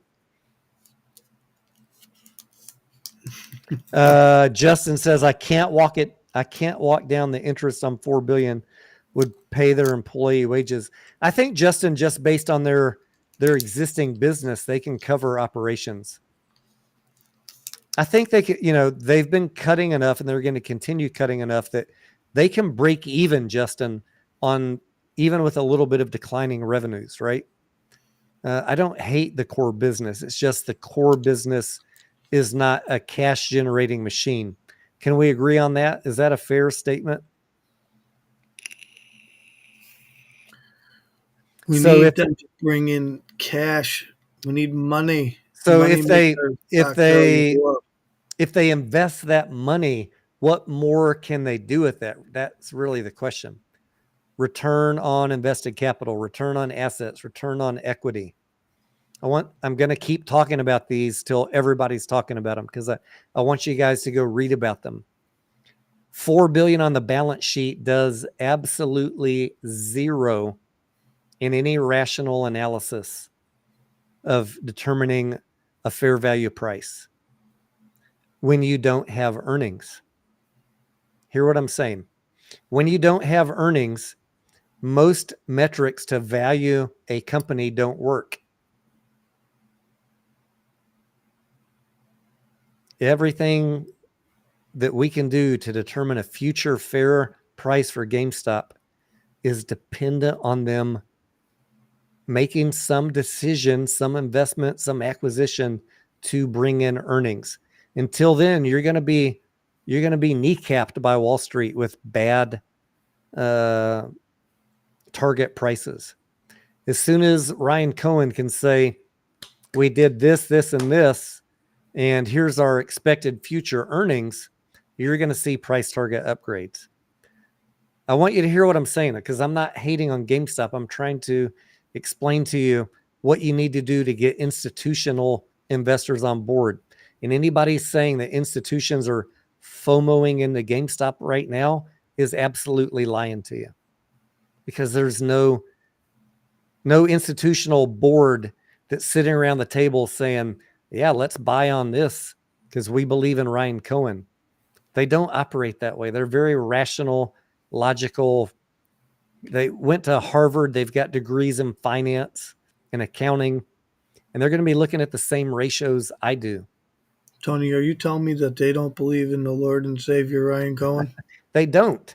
They might believe he has potential, but they're going to say, I'm from Missouri. It's the show me state. Ryan, show me you can do something. And then I'll buy in. Then I'll upgrade your price target. I just want to be as matter of fact as I can. This is not hatred. This is just like zero emotion. I'm not biased in the play. I want to see everybody succeed. I want to see upgrades for GameStop. The only way that happens is to deliver either earnings or deliver the promise of earnings. Right now, we got just theory, hope, and wish. And so retail, no guidance from the company. So retail is at risk of overpaying. You're at risk. I don't know if you're overpaying. You're at heavy risk because Wall Street's not thinking like you're thinking. If they're wrong, you're going to be fine. If Ryan has an announcement next week, next month, you're going to be fine. But institutions in Wall Street aren't going to come on board on hope. They're going to wait. And if you got in early and Ryan announces something that values it at $40, and then the institutions get on board, you're going to be the beneficiary of that. But if you're not right, you're going to pay the penalty of that. So that's your choice. I don't care what you do. I'm just trying to give you a little more unemotional take on how a rational person is looking at this. And if you're a supreme believer in it, then I got no problem with that. That you made your choice, you know where everything's at, and you're betting on Ryan. That's fine. That's fine. But what I always see is people make a bet on somebody, or they make a bet on a company, and then when it doesn't work out, what do they want to do, mediocre? They want to blame everybody else. Just say, I accept the risk, and I will only blame myself if it doesn't work out. Then we can be friends and we can go have a beer. Ultimately, you're the one in control of your account. Clark says, Tony, you must have some confidence in GameStop because you're telling me you invested, you bought some for $23. Yeah. I mean, Clark, like I said, I think GameStop is a stupid short. This is my opinion. It's a stupid short below 18 or $20. So my downside and my assessment, my probability matrix, I think that it's the downside risk from 23 is relatively low.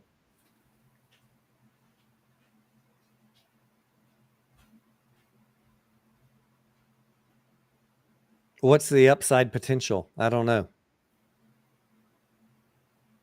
All right, let's get to the 2023 question, mediocre. Oh, he walked away. All right, let me see what other questions we got.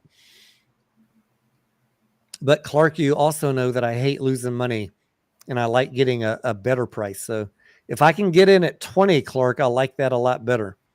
Let's see what other questions we got here. Anya says, markets with May did a M&A is what will happen. Markets with May did say M&A is what will happen because no one can afford to start up.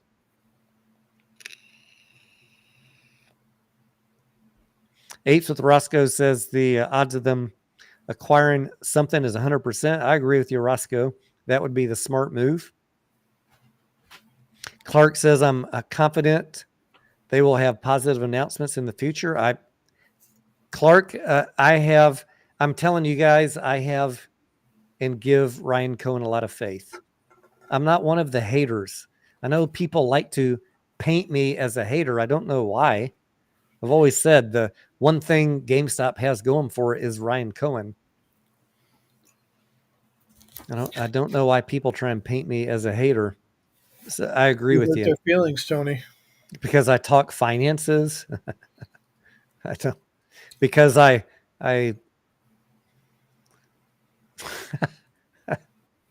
don't know. All right. The 2023 question. All right. For the chat and for mediocre. Here is the question, mediocre. I heard. Let's get us up on screen. I heard. Quit picking your nose. I'm not picking my nose. I'm just scratching that goatee. All right.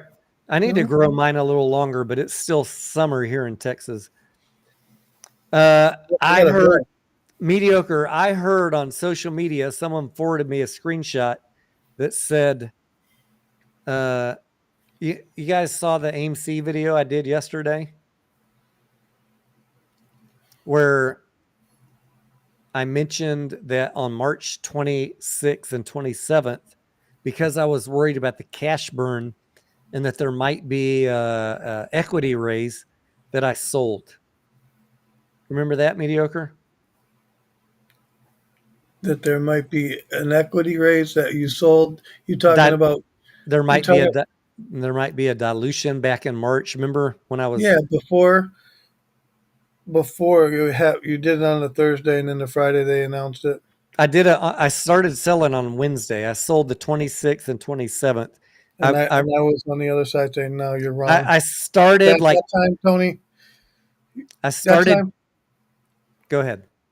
the time I was against you, and I'm like, "Nah, they're not going to dilute now." Yeah. Yeah. That yeah. time, Tony. Yeah. That time I started tiptoeing in it on the 26th, and then I just like sold all of it on the 27th in a bunch of different orders. I was like, I got a really bad feeling, and then the 28th we find out that there was dilution. You know I hate being wrong, right, Tony? I know, I do too. But in my video yesterday, Mediocre, I said, this is what hurt a lot of the pink pantied, ballless girly boys out there on social media. I said that I don't like to sit through dilution if I think it's coming and I can avoid it. I'd rather step out of the play and then buy back in. That seems like a logical choice, right? Yep. Remember, Mediocre, there was that time in 2023 when AMC announced that they planned to do a cash raise after they did a reverse split. I'd have to go back and actually look at it, but I vaguely remember what you're talking about. Come on, man. You guys in the fucking chat, this guy's been drinking. Fuck him. You guys, you guys, let me explain it slower. Let me explain it slower, Mediocre. Remember when they were going to do the AMC and APE conversion, and they were going to do a 10-for-1 reverse split? The whole point was to push the price up so they could dilute at a higher price. Remember that? Yes. That was a communicated reason, right? They didn't hide that from us. No, exactly. And so we knew they wanted to bump the price up to dilute. We all knew that, right? Drop me a thumbs up in the chat if you didn't know that they wanted to dilute. And the reason they wanted the reverse split was so the price could be higher when they did the dilution. And the reason they needed to dilute is because they were running very low on cash, right, Mediocre? Yes, they were. Absolutely. And we spent a year talking about the balance sheet and the income statement and how they were running low on cash and getting very perilously close to a bankruptcy risk. Right. We knew it was close and that things were not looking good if they didn't get the money. And the bond prices were trading down because of that increased bankruptcy risk and the uncertainty. Like, am I living an alternate reality, or can I get some thumbs up in the chat if you guys remember what I'm talking about? Because I want to talk about what these nitwits on social media are saying today. I gave you one. It's in there. I still looking. I got one fucking thumbs up. We got thousands of people watching right now. Did you guys live this with me or not? There you go. Now your thumbs ups are coming, Tony. Did you guys live the last year and a half with me? Do you remember this shit? I do. I probably shouldn't have had so many of those fucking drinks. All right. So here's Roaring Kitty. I blame him. Here's what the nitwits were saying today, Mediocre. Tony Denaro said that he sold in March to avoid dilution, but in 2023, he told us he loved dilution. Well, nobody really loves dilution. Really? If you know it's coming, you can make money on it. Did I say, this is what I want to know from the chat. Did I say, those of you that actually watch me and have a brain, you've got like what's it called, Mediocre? A cerebellum? That's for your balance. Well, it is in your brain. The cerebellum is a part of your brain. What's the part that's actually, is able to, distinguish between logic and conspiracy? Oh, I don't know what it's called. what I recall saying in 2023 mediocre is that the company was at risk of bankruptcy. They needed to raise money. That was indisputable in my opinion. I also remember looking at the camera very closely like this and telling you guys, understand what that means. Right. Just like this. I know at least on 2 live streams I said, now I can't tell you to sell your shares. I'm not here on YouTube to tell you to buy, hold, or sell. I can't be like, sell your fucking shares. You're about to get diluted. But while we're having this conversation, Tony, I want to add something to it, right? Like during that whole time, to talk about the stuff that you were talking about was very taboo. People did not want to hear that shit at all. I know, but here's the problem, mediocre. These dimwits, these flat earth, anti-Semite,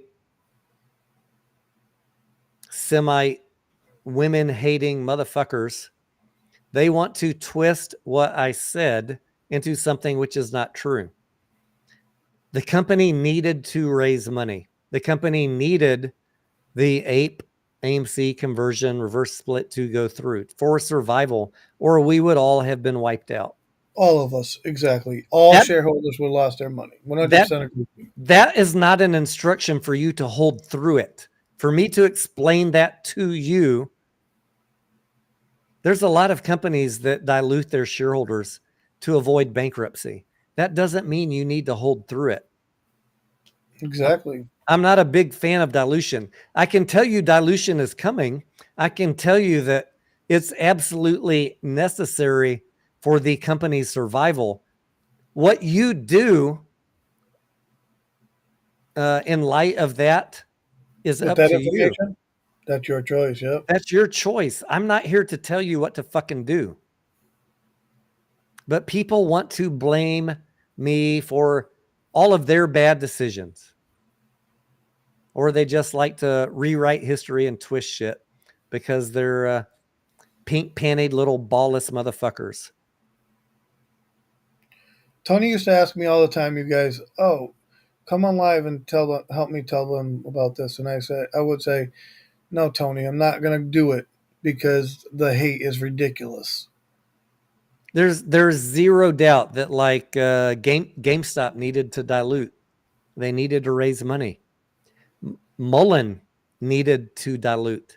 AMC needed to dilute. Should you have held through any of that? Not my choice to tell you what to do. That's on you. I don't tell you guys when to buy or sell.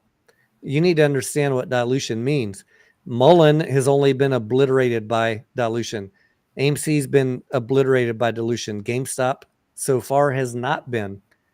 There's no hard and fast answer about what happens, but you need to read the financials, understand what is going on fundamentally with the company, and also understand why they need to do it. The problem is all these dipshits weren't looking at financials. They don't care if any company goes bankrupt. They only care about a short squeeze. So for whatever reason, they get mad at me, but you're not going to be allowed to rewrite history. I don't think that I'm on the record as saying dilution is great. Well, if you said that, Tony, they should be able to produce a video, no? Well, yeah, here's the challenge to you. Produce the video. I did make a video mediocre that said reverse splits are not always bad if after the long term companies improve their fundamentals. I showed examples where reverse splits end up in the future being favorable to companies, but when they improve the fundamentals of the company. Absolutely. Maybe that'll be AMC in 2025. Maybe that will be AMC in 2026. I don't know yet. We're not there yet. But you're still going to suffer the effects from it immediately. In the short term, all of them suffered. All of them. There's But no way. really, it's not a reverse split that kills a company. It's what? It's a reverse split combined with dilution. That's right. Dilution is what takes your money away from you, not the reverse split. And I don't even know how GameStop has stayed at $25 with the dilution they did, honestly. I don't know, but that even is like an argument in my favor, mediocre. Like even GameStop did a dilution and they didn't substantially drop in price. They're still higher now on book value than they were 2 months ago, even after massively diluting shareholders 2 times. So who can say with certainty that dilution is always bad? Well, I just know that I have general rules. Like I don't like to hold something through dilution. I'd rather sell, and if I need to wait a week or two and then buy back in, I showed you my fucking receipts. I sold and then I bought back in immediately. But even that is not good enough for these ballless little for the motherfuckers. Pod Farms comment. Huh? Even when I show detailed trading receipts, like dilution didn't ruin my conviction in a play or a company. I just had to sidestep it for a week or two to protect my capital. Right. I'm showing you guys this stuff to fucking teach you, not for You have these to protect dipshits to try and use it capital. against me. Like, what better example can I be than to tell you I sold after the AMC ape decision? Because why? Because there was dilution that the company had told us. And that was in August of 2023. You know how many people I lost? 1,000 subscribers then. But I'm going to be honest with you and tell you what I did and why. And then in March, I did the same thing. I sold because I thought there was dilution coming. You don't like it, tough fucking titties. But there's this certain little, their balls got shrunk up back inside their abdomen. They don't, no matter what I say, they don't fucking like it. Fuck off. You want disclosure? You want disclosure or you don't want disclosure? Make up your fucking minds. What you really hate is that I keep making money while you keep losing money, because I'm trading it as intelligently as I can, and I've always been as transparent as I possibly can without telling people what to do. Because as a YouTuber, I'm just here sharing my thoughts, my opinions, my emotions, my feelings, financials, common sense, logic, how the company is looking at it. You can weigh all of that and decide what you want to do. It's not my job to tell you what to do, and I won't ever tell you guys what to do.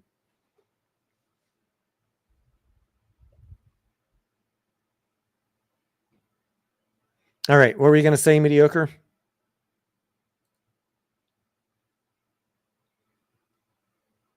Mediocre, you still with me?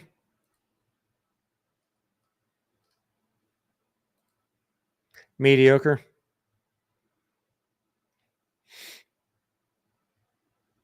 Anya says you said danger, Will Robinson. I know, Anya, that I said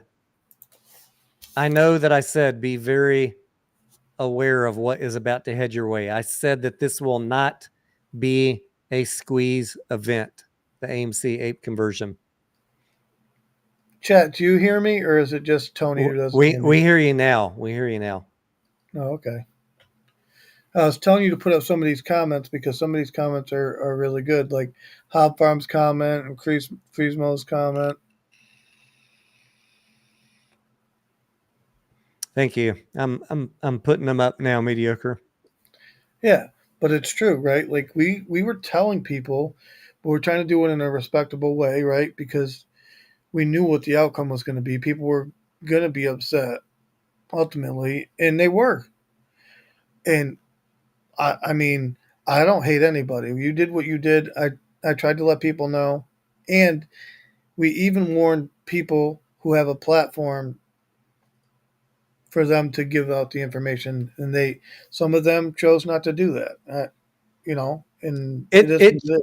it just boggles my mind, mediocre, how people can be so delusional now. I mean, how can you want to lie to people so bad to say that I said dilution is a good thing? I mean, this was comments that got sent to me today. Tony was saying in 2023, dilution was a good thing. Bullshit. I said that the company needed to raise cash or they'd be facing bankruptcy. Well, here's a That's perfect example, Tony. indisputable, but that doesn't mean that you need to hold through it. Wake the fuck up. What happened in the last dilution, Tony, for AMC? What happened? The price I went down. I know what happened in the last dilution. The price went down. Barely, though. But it went down and now we're back where it was after the dilution. Exactly. So it doesn't always affect it the same way, right? Every time is different. Right. But it depends on how bad the fundamentals of the company are, and what that money is going to do for them, or how that money was used. There's a lot of things that determine that, right? Yep. It's interesting. It's just interesting to me how many people have, not how many, there's just a couple of idiots that have very selective hearing or they're mentally defective. I don't really know exactly what their problem is. But guys, you should always be aware of dilution could have negative effects. But typically when companies are doing them, they're doing them for a specific reason, which is to ensure their survival. And even like I said with Ryan Cohen and GameStop, I know there's a lot of people pissed at him, but I said the same thing with GameStop as I said with AMC and even Mullen. If they didn't do dilution and a cash raise, they're facing financial decline or bankruptcy. GameStop was not in a great situation. Mullen's in a horrible situation. They're literally days away from bankruptcy, I think. Tony, this is a perfect segue into, let's talk about HYMC real quick. What do they want to do? They want to acquire somebody, right? They want to acquire somebody. They want to build a milling plant. How are they going to do it, Tony? I don't know. They don't have enough cash on the balance sheet to acquire somebody, in my opinion. I think that a dilution is coming in Hycroft's future. That's why I don't own it. Exactly. And do I want Hycroft to succeed? Absolutely. Does that mean I need to own it ahead of what I expect to be a dilution event? But Tony, let me ask you a question. Let's get real with the people. You ready? Yep. Why is it that you want Hycroft to succeed? Tell them why. Because AMC is invested in it, and I'd ultimately I'd like to see the mine mining and generating income, and AMC's investment in the property pay them something back. Exactly. Whether or not that happens, I don't know. Exactly. It's still a touch and go situation. So when we see what's going on with Hycroft, now I haven't looked into I don't trade Hycroft. I don't own Hycroft. Whatever, right? But we talk about it sometimes. But the rumor I've heard is that they wanted to acquire somebody. Whether it's true or not, I don't really have the exact information, but I got it from a credible source that I deem credible. So I'll just say that. So I was asked a question. Where are they going to get the money? And I think they get it from the shareholder. That's what I think. I don't really know what other options they have. I mean, Hycroft has said they're trying to fix the balance sheet, mediocre. What does that mean? They're not going to take on more debt to build the milling plant, right? No. They're trying to pay off the bondholders. Right. And where's that money going to come from when they're not mining? Guys, read between the fucking lines. We can still want Hycroft to succeed That Absolutely. doesn't mean you need to be the shareholder that participates holding through the dilution. I want to be the shareholder that buys in after they dilute. Exactly. When I know Because that, ultimately the shareholder is going to be the one that's paying for the milling plant, that's paying for the acquisition or whatever it is. The shareholder is going to pay. If they're not generating revenue, where are they going to get the money from? They're already in debt. They owe bondholders money. You think they're going to lend them more money? I mean, maybe they will. no, they're Ultimately, not.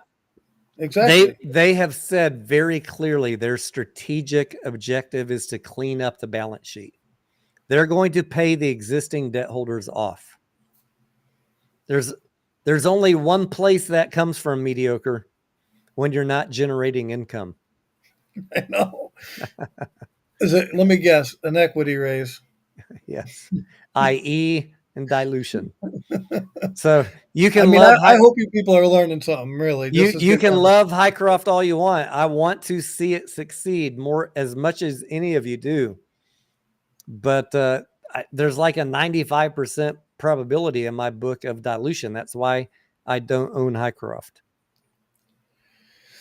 And there was some painful learning, right? Mediocre, of going through the AMC play where we thought there could be a short squeeze, and then we realized there wasn't.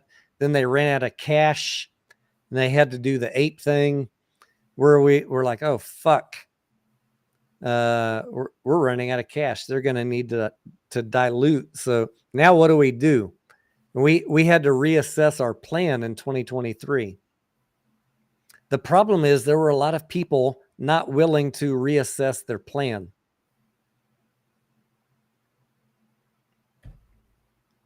That I think was the biggest problem. I'm just trying to read some of these comments too as we go. Doug says, imagine how many shares Ryan could have sold that Friday if dilution didn't happen. I mean, that's a great question, Doug. But I think that the calculus that goes through a board's mind is we don't know what's going to happen in going into Friday and the Roaring Kitty live stream. How do they know? How do they know? These are Harvard white tie motherfuckers. How do they know that the price is going to run up just because Roaring Kitty's going to live stream? They knew that they were at $60. They knew that they were 6x above book value. What is, as a steward of the company, as a steward of the finances, what is the reasonable thing to do? Announce an equity raise while you're at 6x book value, or hope that Roaring Kitty pushes the price up? That's all I want y'all to think about. I don't know the answer. Could it have gone higher? Maybe. Do you think that they were weighing, like, what's the probability of X versus Y? I think so. And they threw their money down on black. We're going to bet on what we know right now, $60 a share.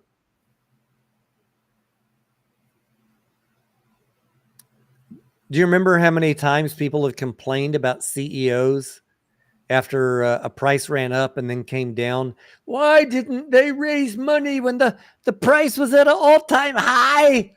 They do it to AA all the time. They do it to a bunch of them.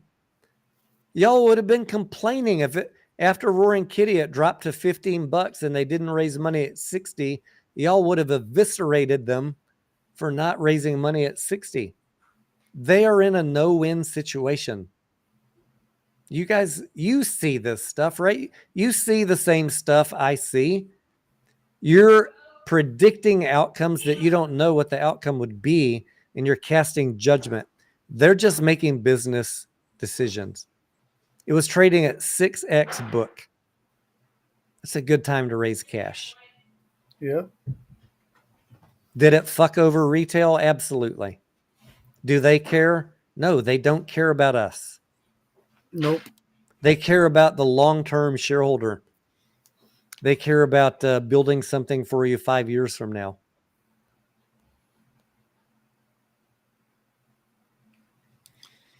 But I mean, I get it. If you're mad, I understand how you don't understand it, but they don't think like us. That's all I can say. Watch my videos. I got 2 videos called Trust No CEO, and the second one is the CEO Handbook. If you guys go watch those 2 videos, you will start understanding how they think. And it's not like us.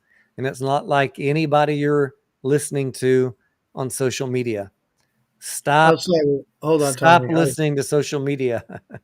Outside of our group, I'm sure there's other groups, right? Like Ross Cameron's not bad. You know what I mean? Like there's groups of smart people out there, right? But Yep. that's the thing is we look what would AA think to do here? What would Ryan Cohen think to do here? And we try to think like they do, right, Tony? All the time. I mean, I talk about that all the time. Like I try and think like, what is the board thinking about right now? Not what do I wish? What are they thinking? Yeah. We don't care. We don't care what we wish. We care about what they're thinking. What are they going to do? What's their move, right? Because I'll say it, Tony. What do I always say? They're not on our side. Be the barnacle on the whale. If they're going to move the stock in one direction, you got to go with them. If you don't, you're going to get burnt. Just that simple. It's not that they hate you. It's not that they're trying to stop your squeeze. It's not that they're trying to help the shorts. They're just applying logic. And retail is applying emotion and hope. And I want to kind of like bring you guys into my world, more of a less emotional decision making, less emotional analysis, less dancing with moon helmets on, and more like, let's look at the finances, like revenues declining, operating cash is negative, operating cash flow is negative, net income is negative, ROA, ROI, ROE, ROIC, they all suck. Let's raise some cash while we can and ensure the future viability of this company. That's what GameStop's thinking. They're not thinking about a short squeeze. They're not thinking about trying to help you. The sooner you guys can just accept that, the better you'll be able to trade out. Even like me, I didn't trade out of 100% of my position at $60 on GameStop, but I traded out a considerable portion of it.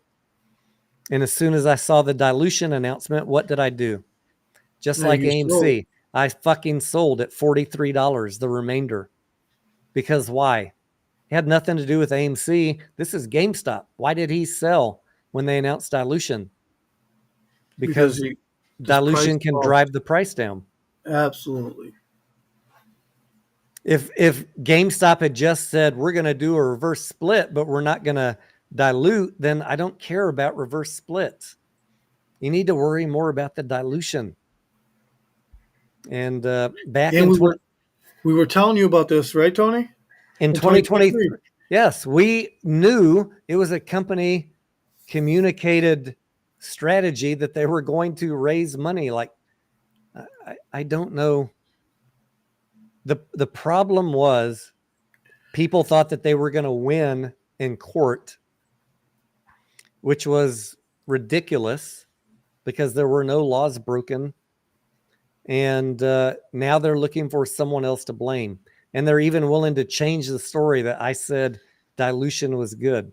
Now, Tony, they were also screaming that, oh, it's the reverse split that's going to kill the stock. It's not the reverse split. It's the dilution. We were trying to tell them that. We were trying to tell them that it doesn't matter, right? Like reverse split had nothing to do with it. Had nothing to do with it. But you should pay attention to dilution. And I know for a fact that we said that, Mediocre. I do too. And if these dipshits were worth my time, I'd go find the clips where I said that. But honestly, they're not worth my time. It's like I said earlier, if someone criticizing you is not someone that you'd go ask for advice, then they're really not worth worrying about. And all of these people are flat earth, anti-Semitic, anti-women hating people. They just hate life. They're conspiracy theorists. Their whole analysis is not based on financials or fundamentals. It's based on conspiracy and hope and belief that the whole world is against them. I don't operate in that world. I operate in a black and white numbers based analysis. Put up Anya's comment. She's 100% correct in her comment right here. Anya says, bottom line, people don't like to admit they made a mistake. Yep. Anya, I don't tell people to follow what I say, Anya, but if they had followed what we said, they'd be in a much better position than they are today.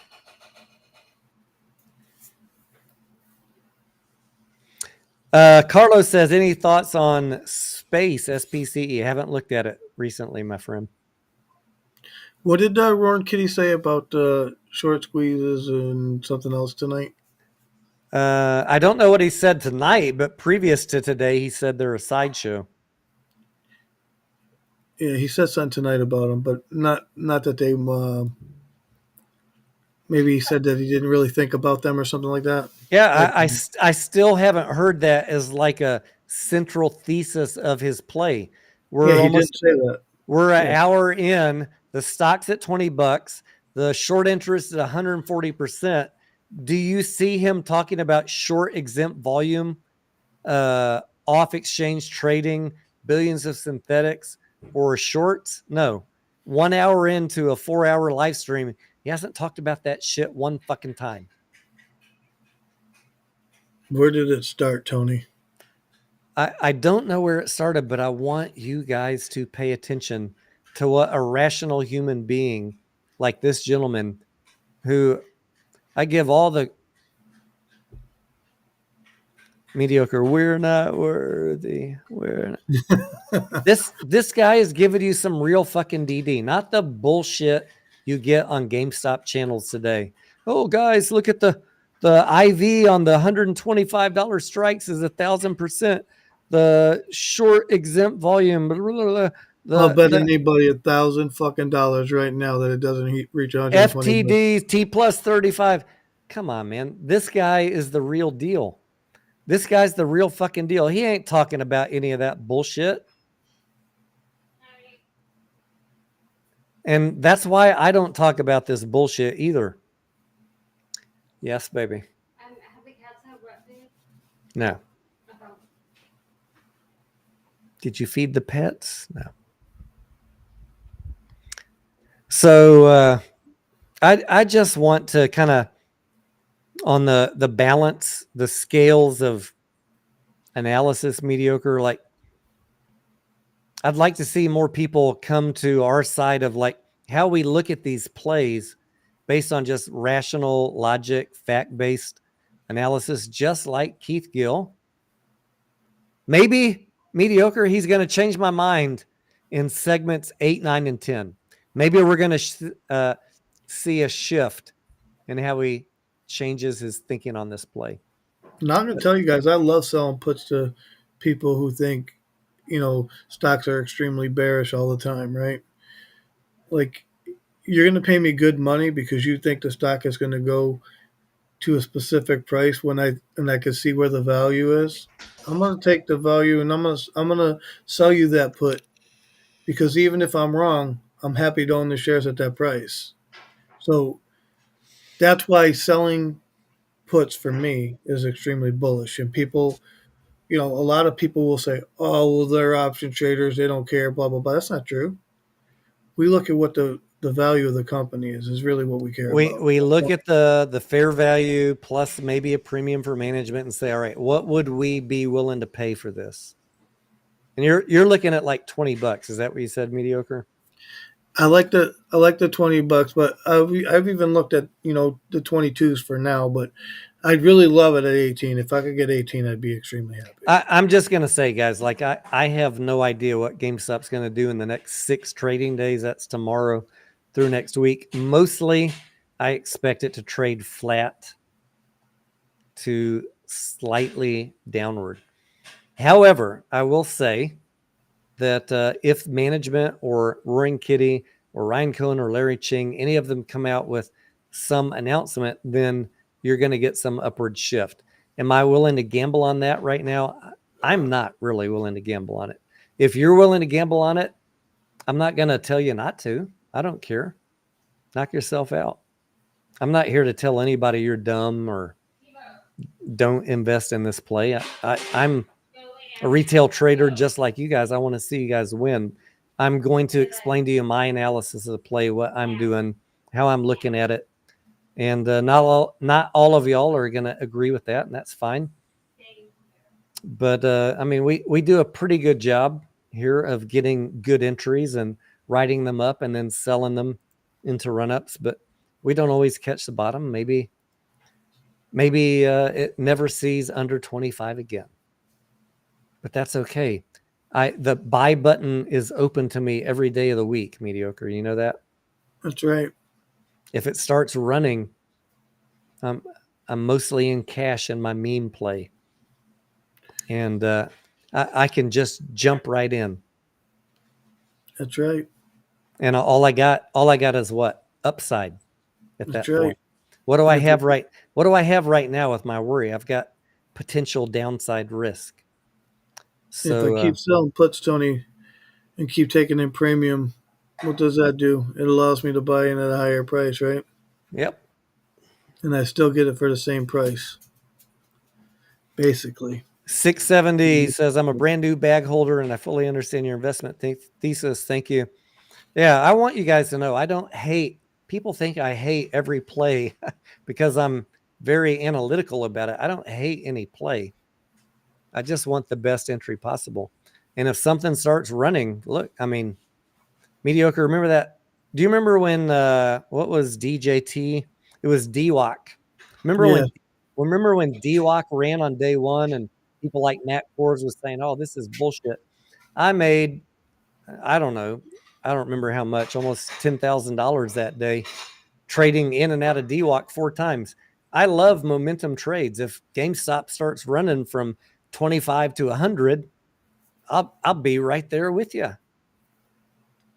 I'm watching this stock nonstop every day. I don't want to see it fail. But if it's just going to trade flat and I can know what the fair value is, and until we get some news, I'm going to be critical for my own protection, my downside protection. If it starts running up, then I jump in. It's not a big deal.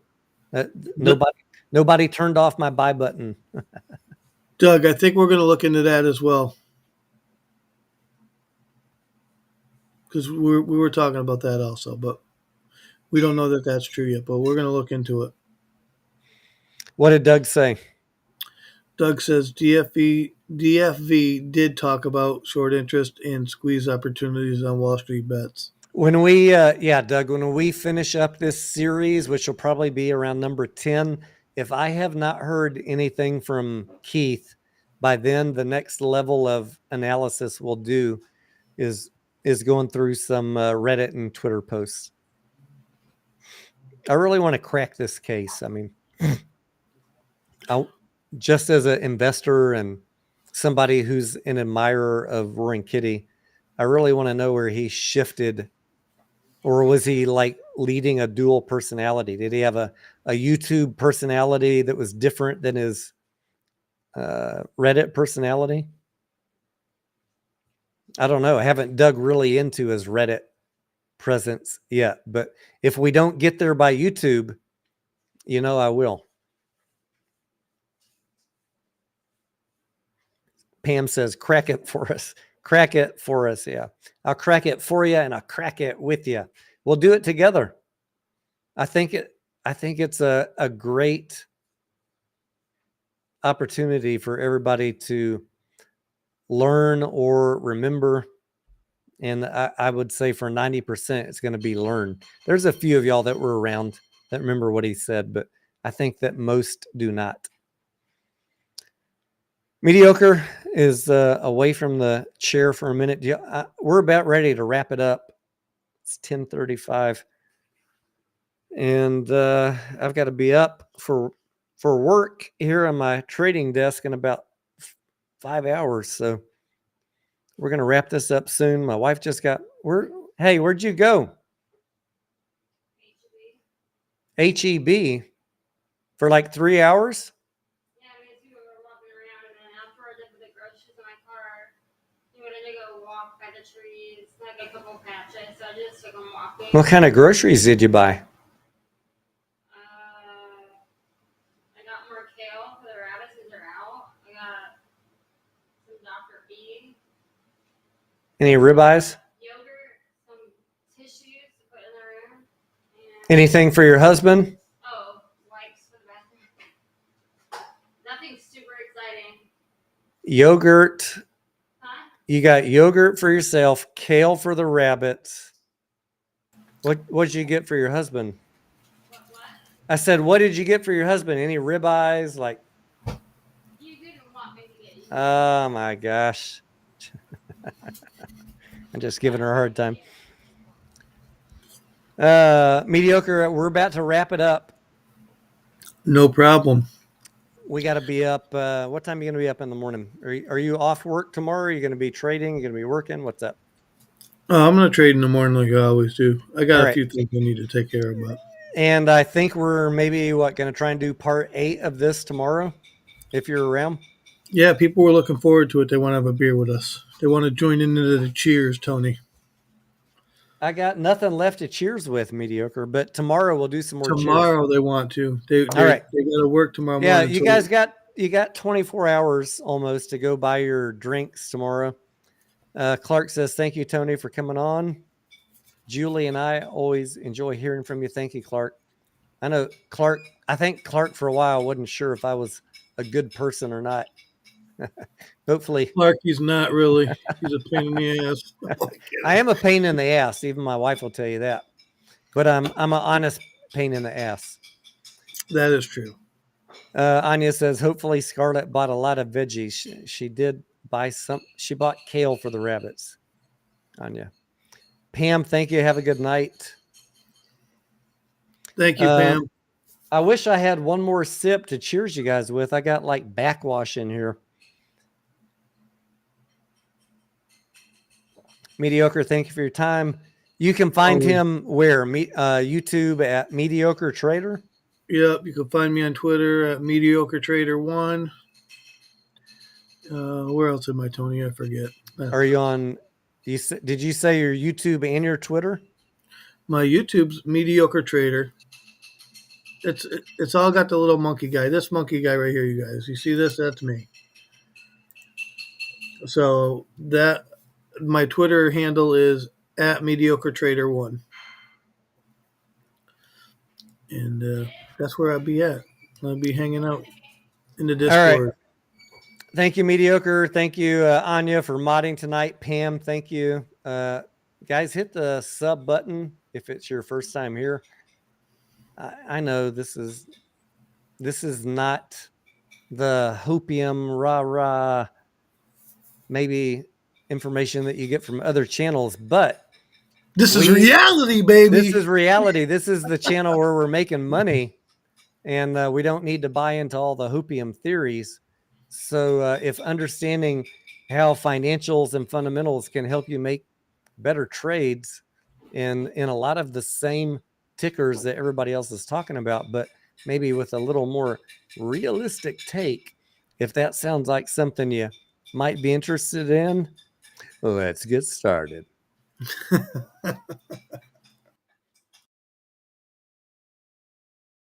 I don't ever slow up, no I don't take shit. I got no love for the fakeness. If you wanna play tough and wanna hate this, I'll always show up. I don't ever slow up, no I don't take shit. I got no love for the fakeness. If you wanna play tough and wanna hate this, I'll always show up and make a statement. I don't ever slow up, no I don't take shit. I got no love for the fakeness. If you wanna play tough and wanna hate this, I'll always show up and make a statement. Everything I do so instinctive and so passionate. Every word I move so descriptive like an adjective. I got a vendetta against people who patented being negative when you should be getting after it.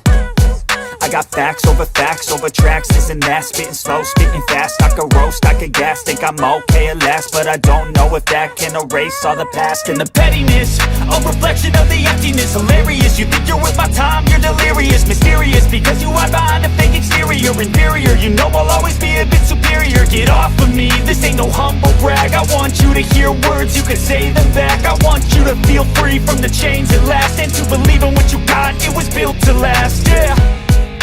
Now that I've been put through hell, I never got anyone's help, I had to do it all myself.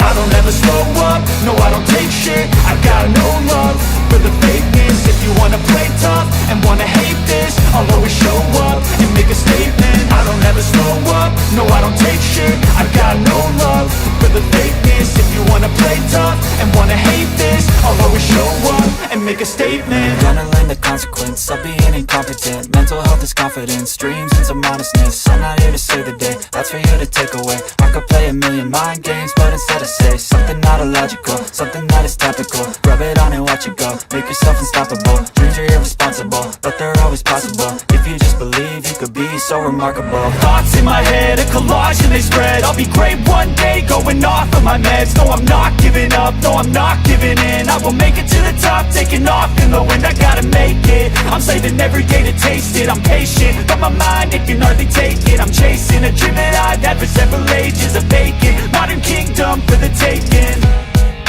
Now that I've been put through hell, I never got anyone's help, I had to do it all myself.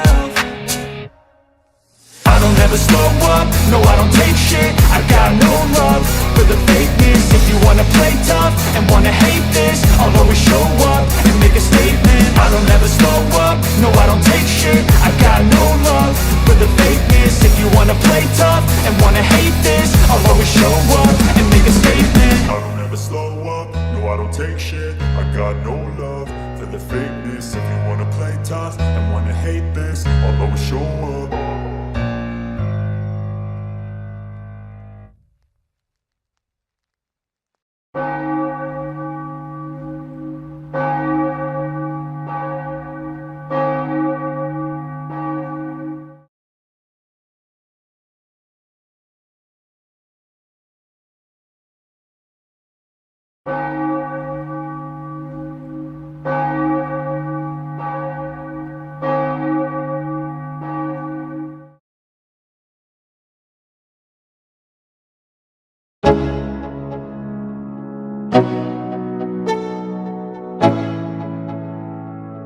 Let's go, yeah. I'm like an addict, do I gotta have it. I ain't even playing, got a really bad habit. If it moves, gotta grab it, fuse like a magnet. Lose, won't have it till I'm doomed in a casket. I ain't playing, got a weird mind. If you work 8 hours, I'ma work 9. If the shit tastes sour, you should taste mine. I'ma stay in power for a long time. Get up, nah I ain't a quitter. Toss me the ball, I'm a really big hitter. Big picture, I'm a straight killer. Rising the song to the highest bidder. Got juice, got gas, I'ma move fast. New shoes, new tracks, like who's that? I'm new, come back, better than last. Yeah, it's a new me, never gonna look back. Never gonna look back. Cause damn, I was built to last. You move slow and I move